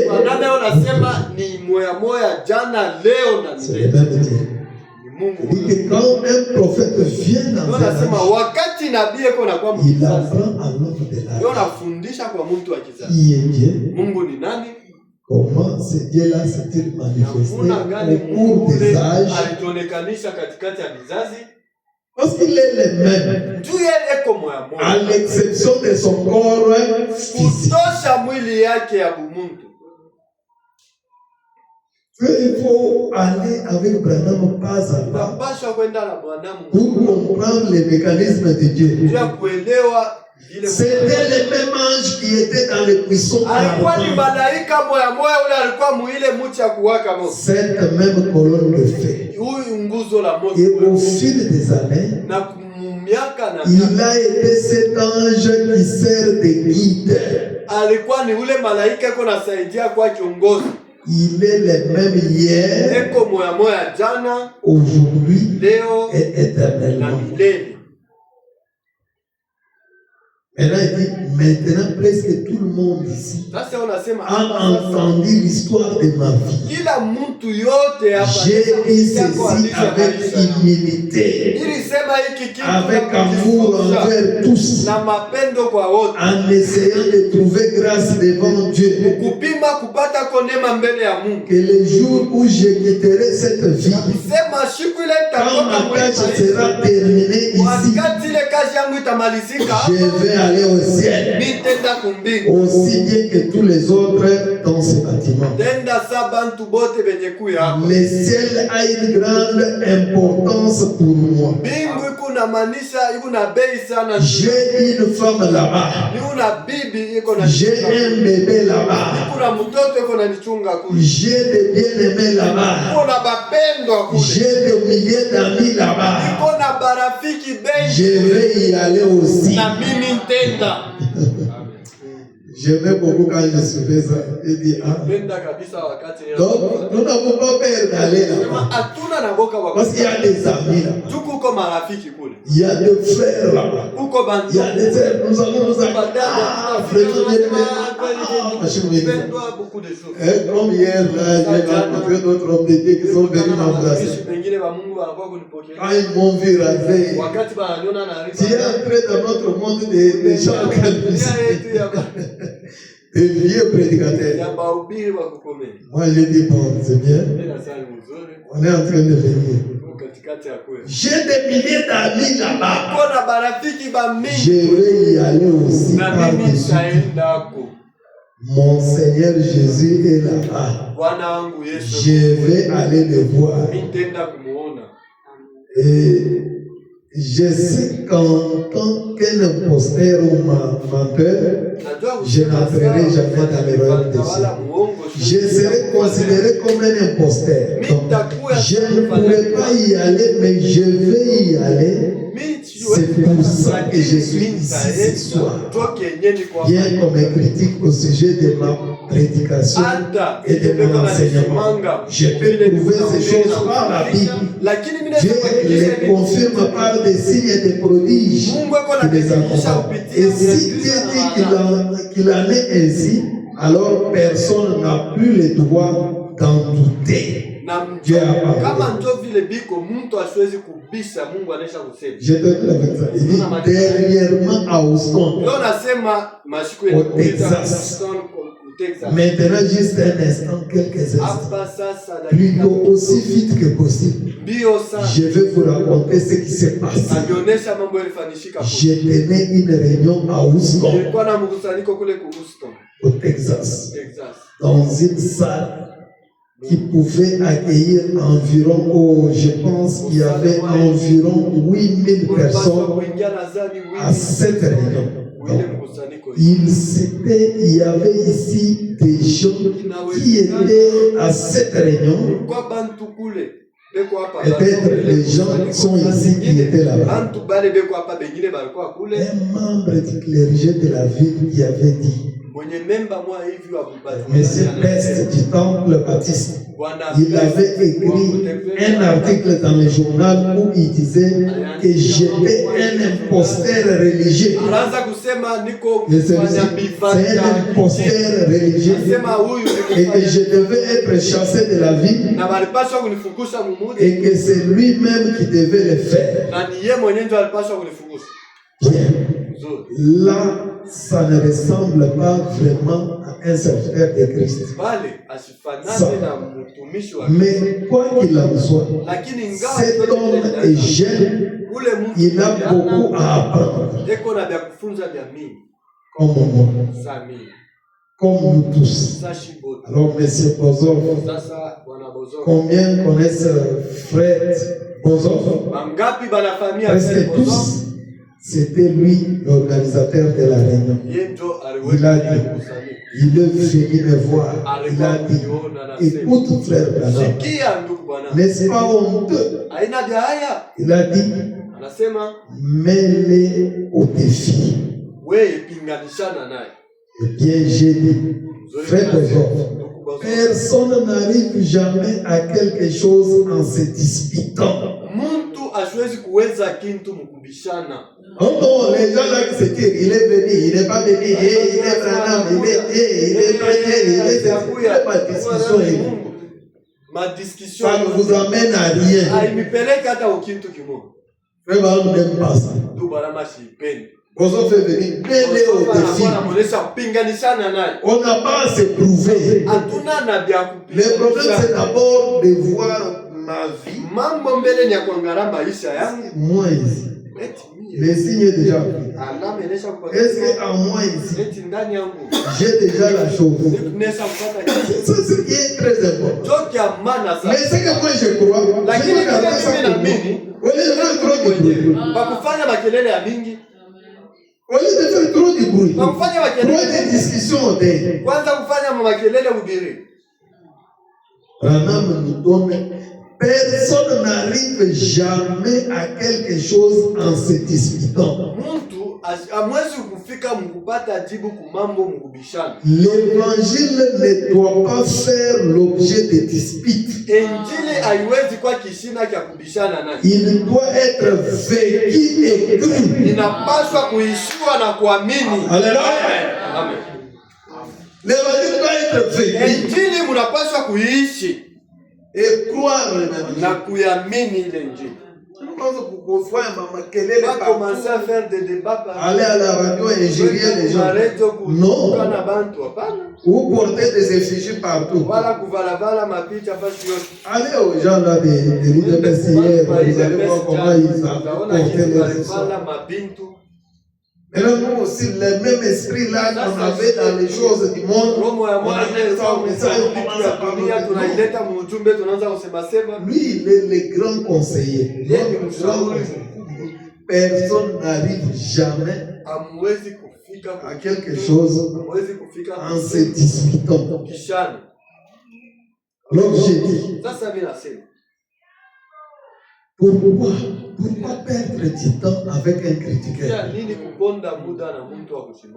alors qu'il y en a des milliers qui se meurent pour qui on doit prier? Voyez, il a dit bon, d'accord. Et le lendemain, un autre grand article à Paris dans Houston. Il y avait une annonce payée, tout ça, bien sûr. Alors, on a sauté pour vous épargner un peu de temps. Frère Gozof les poussait toujours à faire quelque chose.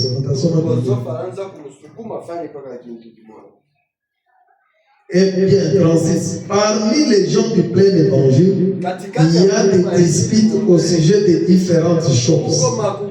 L'un croit qu'il y aura un millénium, l'autre dit qu'il n'y aura pas. L'un dit qu'il viendra d'une manière, l'autre dit d'une autre manière, et ils se séparent. L'un baptise d'une manière, l'autre d'une autre manière. Et ils se disputent à ce sujet. C'est exactement comme nous tous. C'est pareil dans toutes les autres églises. Mes frères, voici pourquoi je crois qu'il y aura un rassemblement.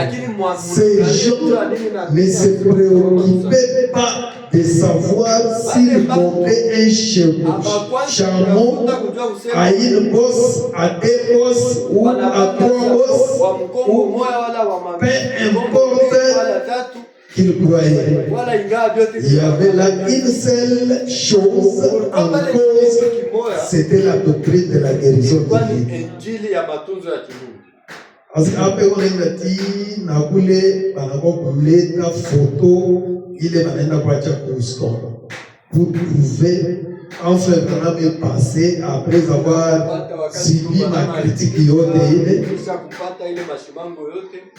On a vu la colonne de feu maintenant apparaître, c'est à Houston.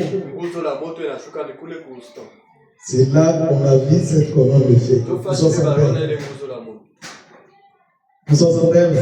Combien ont déjà entendu parler de George J. Lacy? Bangapi baneshaka usikia banasema mambo ya George J. George J. Lacy. Combien ont déjà? Lacy. Bangapi baneshaka? Jamari, ouais, on a famille George J. Jamari, tu connais George J. Lacy? Tu le connais pas? Georges J. Lassie. Georges J. Lassie. Hein? J'avais tu ne le connais pas. Georges J. J, hein? Papa Pierre est toujours plongé. J, c'est comme ça. Georges J. Lassie ou Lessie. À l'anglais. Comme ça. C'est la dame demande à l'église combien ont déjà entendu parler de Georges J. Maman Mato, on a entendu Georges J. Lassie. Vous connaissez Georges J. Lassie? Non, Dieu. Oh, c'est maintenant un changement. Ah, c'est J seulement. Ah, Georges J. Lassie. C'est madame Mouyou. Jean-Marie Amouyou. Jean-Marie, tu ne connais pas Georges J. Lassie. C'est blessé. Oui, Georges J. Lassie. Ah, mais on a une Jean-Marie. Ah, non. Mais il fallait pas grand divina, mais qu'on a brillé. C'est pas ici. Il y a Suboui. Grand divina na Pichon. Oh non, mais c'était grave. Grand divina et Pichon, ils vont y attendre. Et ils peuvent répondre à tout ça. On va aller ça où tu viens. Et je me demande comment ils trouvent même des réponses. Ça peut n'a pas ta mandibu yo te dit. Allez, répondre les histoires de grands. Non. Ces enfants-là. Combien ont déjà entendu parler de Georges J. Lassie? Il est le meilleur spécialiste du FBI. Pour ce qui est des empreintes digitales et des recherches en Californie, et à ce moment-là, on l'avait fait venir à Houston, au Texas, pour une recherche visant à toucher, à tirer tout cela au clair. Il a pris l'appareil photo, il a tout pris, il a pris la pellicule, il a tout pris, il est allé au stade, et tout pour passer cela au peigne fin. Il a placé cela sous les rayons ultraviolets et tout le reste pendant 3 jours et 3 nuits sans arrêt. Et dans la fin du 4e jour, il a appelé, il a dit, bon, je vais donner l'analyse de ce qu'il a mis de la photo. C'est celui qui a examiné la photo. 3 jours et 3 nuits. Il a dit, je vais maintenant donner l'analyse de ce qu'il a mis de la photo. Nous sommes tous allés là-bas. Paragraphe 62. Il y avait là les journaux et tout. J'étais assis très loin derrière. Il y avait là à peu près la moitié du nombre de personnes qu'il y a dans cette allée ici. Il a dit, il s'est avancé. C'était un homme aux cheveux roux. Il a dit, qui s'appelle le révérend Branham. J'ai dit, c'est moi, monsieur. Il a dit, levez-vous. Je me suis levé. Il a dit, révérend Branham, vous quitterez cette vie comme tout. J'ai dit, je le sais, monsieur. Mais grâce soit rendue à Dieu. Je suis prêt pour cette heure-là. Il a dit, voudriez-vous vous avancer? J'ai dit oui, monsieur. Il a dit, je vous présente ceci. Je vous présente ceci.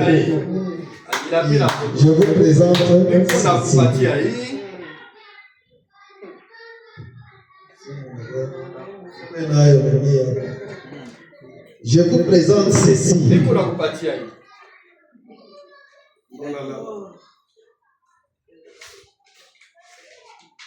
C'était la photo.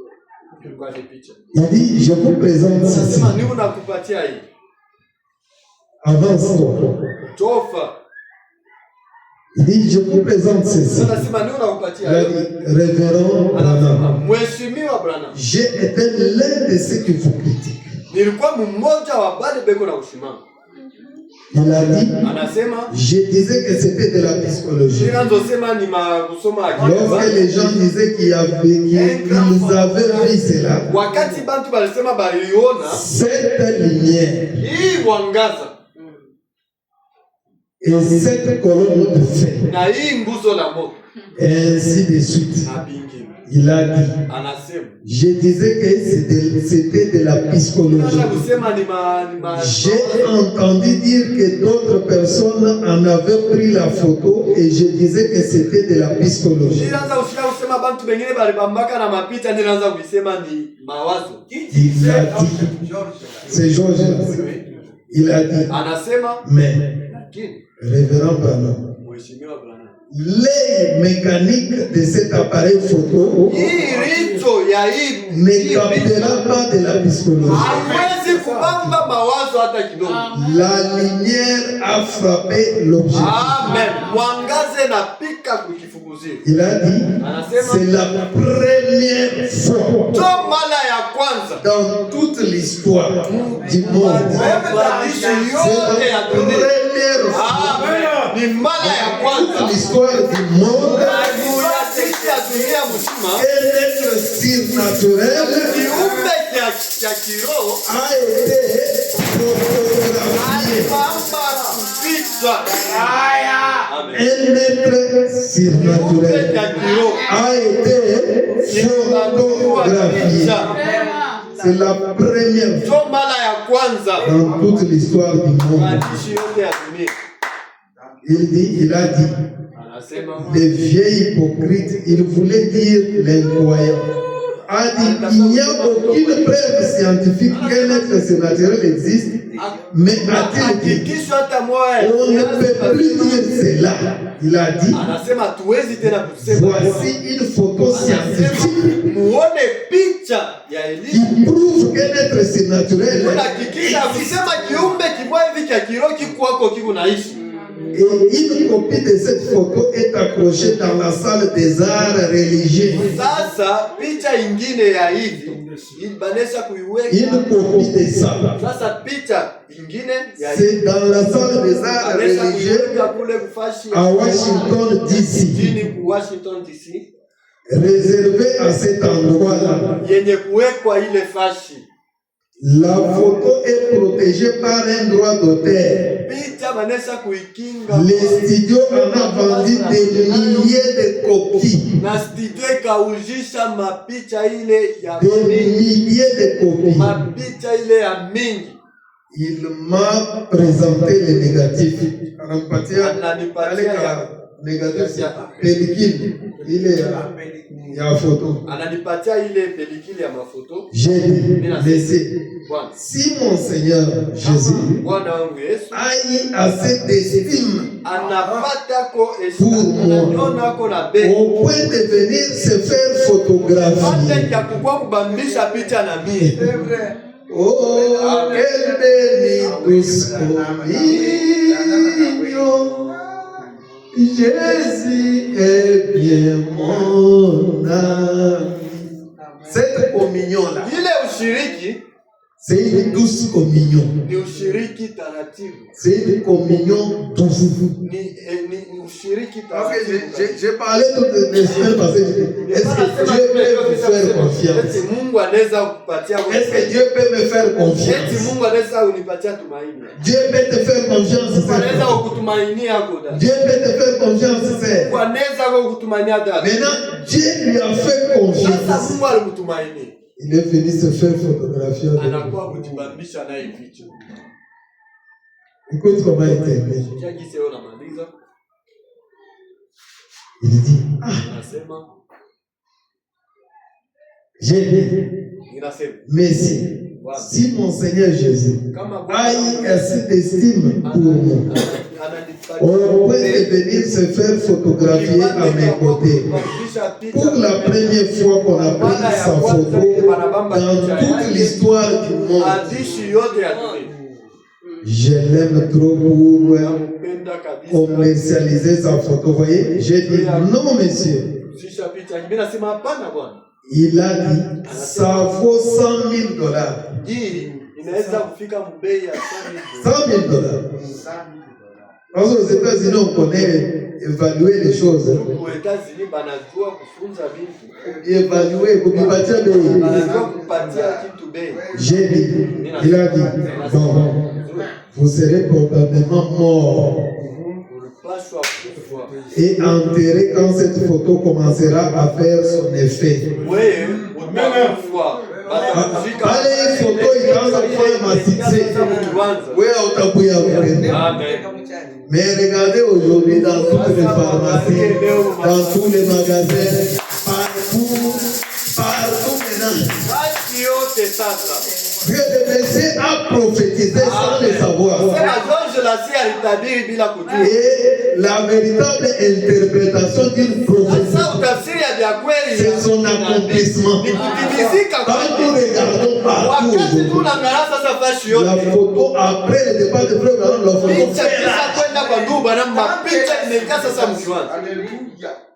la photo fait là. Il sera bien enterré. Mais tant que la civilisation chrétienne existera, ceci subsistera.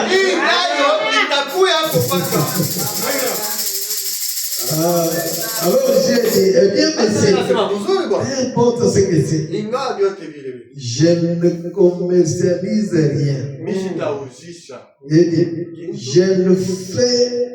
J'ai dit, je ne fais pas ces choses pour de l'argent. C'est vrai, Dieu le sait, et les gens du monde le savent. Bon. Des gens m'ont offert des milliers de dollars. S'il me fallait réunir $200 ce soir, je ne sais pas si je trouverai. Je suis venu dans ce monde pauvre. Je repartirai pauvre. Et pourtant, on m'a même offert jusqu'à d'une seule entreprise, un grand vignoble en Californie, après qu'une femme avait été guérie d'un cancer du sein. $1,500,000 sous forme de mandat postal. $1,500,000. Et j'ai refusé de regarder cela. Un grand article a paru dans le journal. Vous voyez, après que j'ai refusé même de regarder ces choses. Ce n'est pas l'argent. Non, monsieur. J'aime le Seigneur Jésus. J'aime. Et le seul moyen pour moi de l'aimer, c'est de vous aimer. Quand je suis franc avec vous, je suis franc avec lui, en servant son Père. C'est lui que je sers. J'ai dit la vérité et j'ai dit la vérité. Hein? Maintenant, écoutez, cette photo, nous en apporterons une copie ici demain soir pour la montrer. C'est une grande colonne de feu. Combien l'ont vu? Une grande colonne de feu. Combien l'ont vu? Probablement que beaucoup d'entre vous l'ont vu. C'est protégé par un droit d'auteur. Il y a de grandes choses qui vont avec ça. C'est une grande colonne de feu, à peu près grande comme ça. Et ils ont dit dans leurs recherches que cela ressemblait à une lumière émeraude.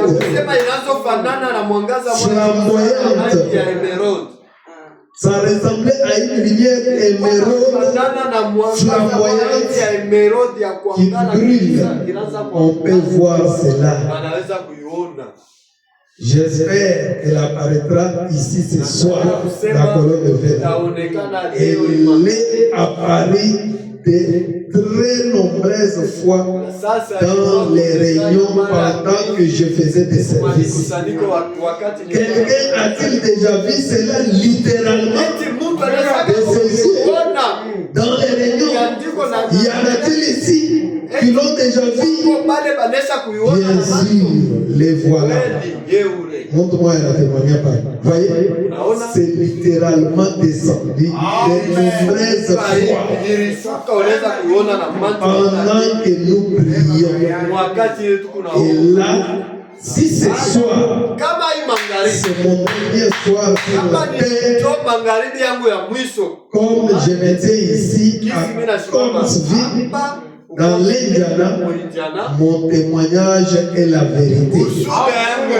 Dieu, le même Dieu qui a conduit les enfants d'Israël par une colonne de feu.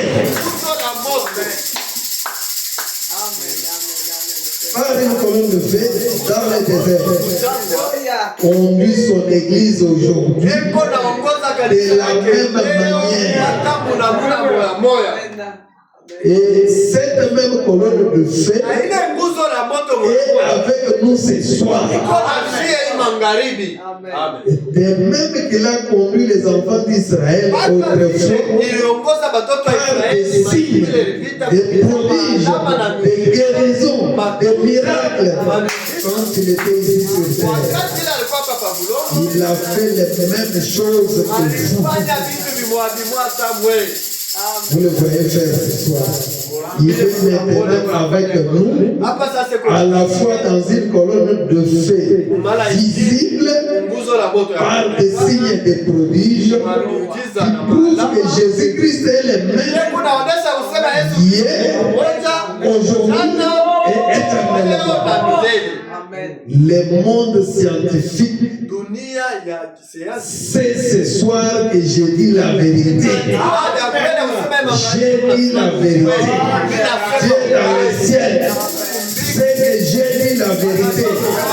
Dieu a rendu témoignage aux gens que j'ai dit la vérité.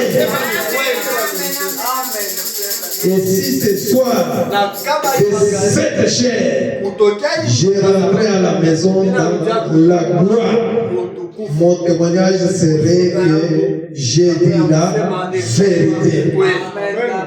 J'ai été en contact direct et indirect avec des millions de personnes.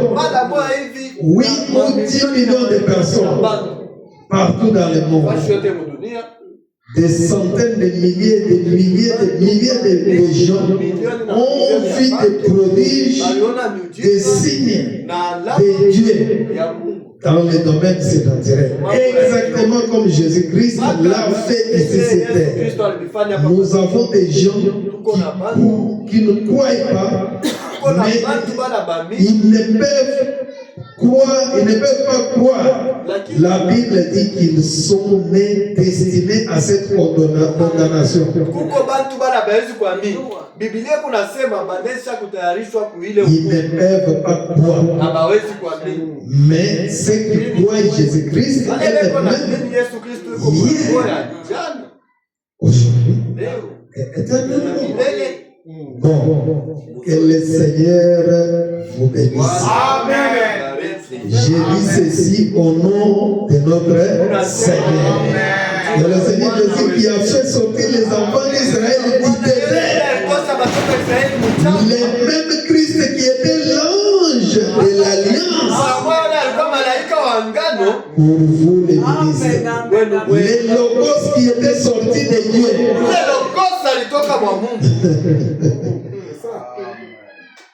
Vous savez de quoi je parle. C'est lui-là même qui les a conduits. C'est celui-là même qui a marché ici sur terre dans la chair humaine. mwili ya Mungu. Il a marché ici sur terre dans la chair. Anatembea papa bulongo mu mwili ya mtu. Maintenant, quand il dit, ces gens Sasa wakati wanasema babantu à qui j'essaie d'amener cette vérité de l'évangile, kuleta hii ukweli ya Injili. il se moque de la vérité. Beko na iteka ile ukweli.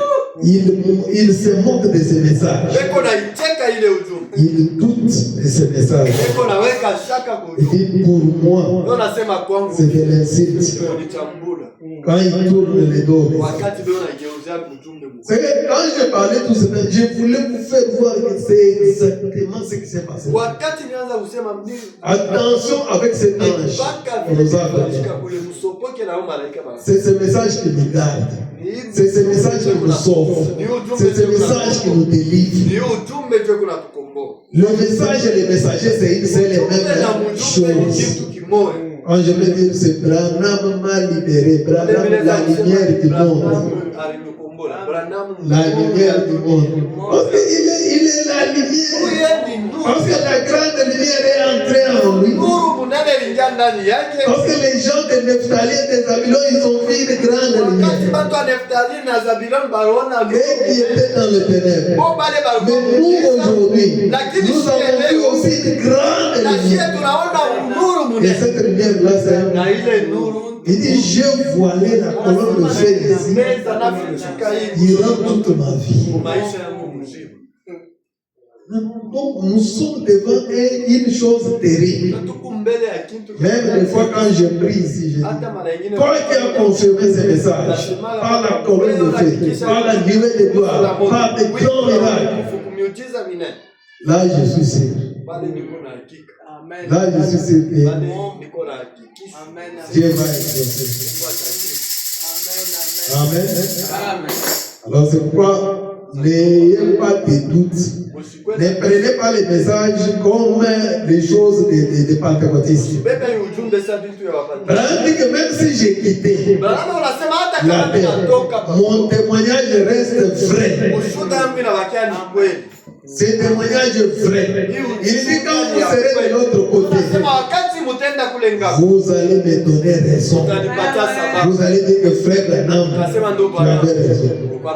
Maintenant, pourquoi ne voulons-nous pas mettre en pratique tout ce que Branham dit? Pourquoi nous voulons engager des discussions avec nous? Si aujourd'hui nous payons même les billets d'avion pour aller à Washington d'ici, nous allons trouver la photo. Elle est toujours là-bas, comme une preuve. Et c'est que les hommes de science doutaient, il n'y a pas d'être sénateur. Il dit, j'ai rencontré des millions, des milliers de gens. Grâce à cet ange ici, les gens ont trouvé des solutions. Et c'est le même ange qui nous conduit, même cette chose. Branham dit, partout ce message sera prêché dans sa transparence, dans la vérité. Cette colonne de feu sera là. Amen. Vous ne pouvez pas dire, oh non, c'est comme si Dieu n'est pas ici. Et vous avez dit que Dieu n'est pas ici. Le problème, c'est toi. Si toi, tu ne veux pas te conformer à ce que Branham dit, tu vas voir comme si Dieu n'est pas ici. Dieu, il est là. Mais le problème, c'est l'individu là que vous voyez qui se plaint là. Il brise la parole. Il piétine la parole. Puis il commence à faire des plaintes. Il prend son malheur, il met sur le dos du pasteur. Mateso yake, il met sur le dos du pasteur. C'est comme si le pasteur ne prie pas bien pour lui. C'est comme si c'est le pasteur qui t'avait dit de briser la parole. Le logos vient sortir de Dieu. C'est pourquoi nous avons la vraie religion. Notre religion, c'est la meilleure. Parce que c'est le logos là qui est sorti de Dieu qui est venu confirmer.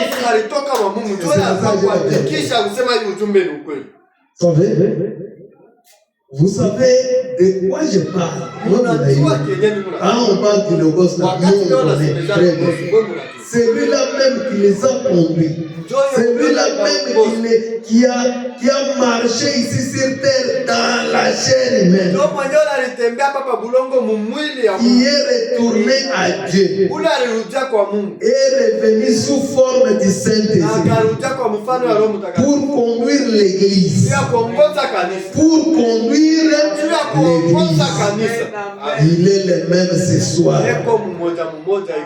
Je suis si reconnaissant d'être représenté avec un groupe de croyants avec lesquels Dieu s'est représenté avec des signes et des prodiges.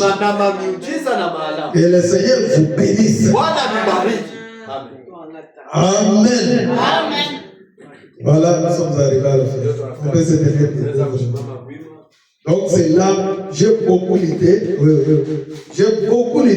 que vous puissiez arriver à comprendre.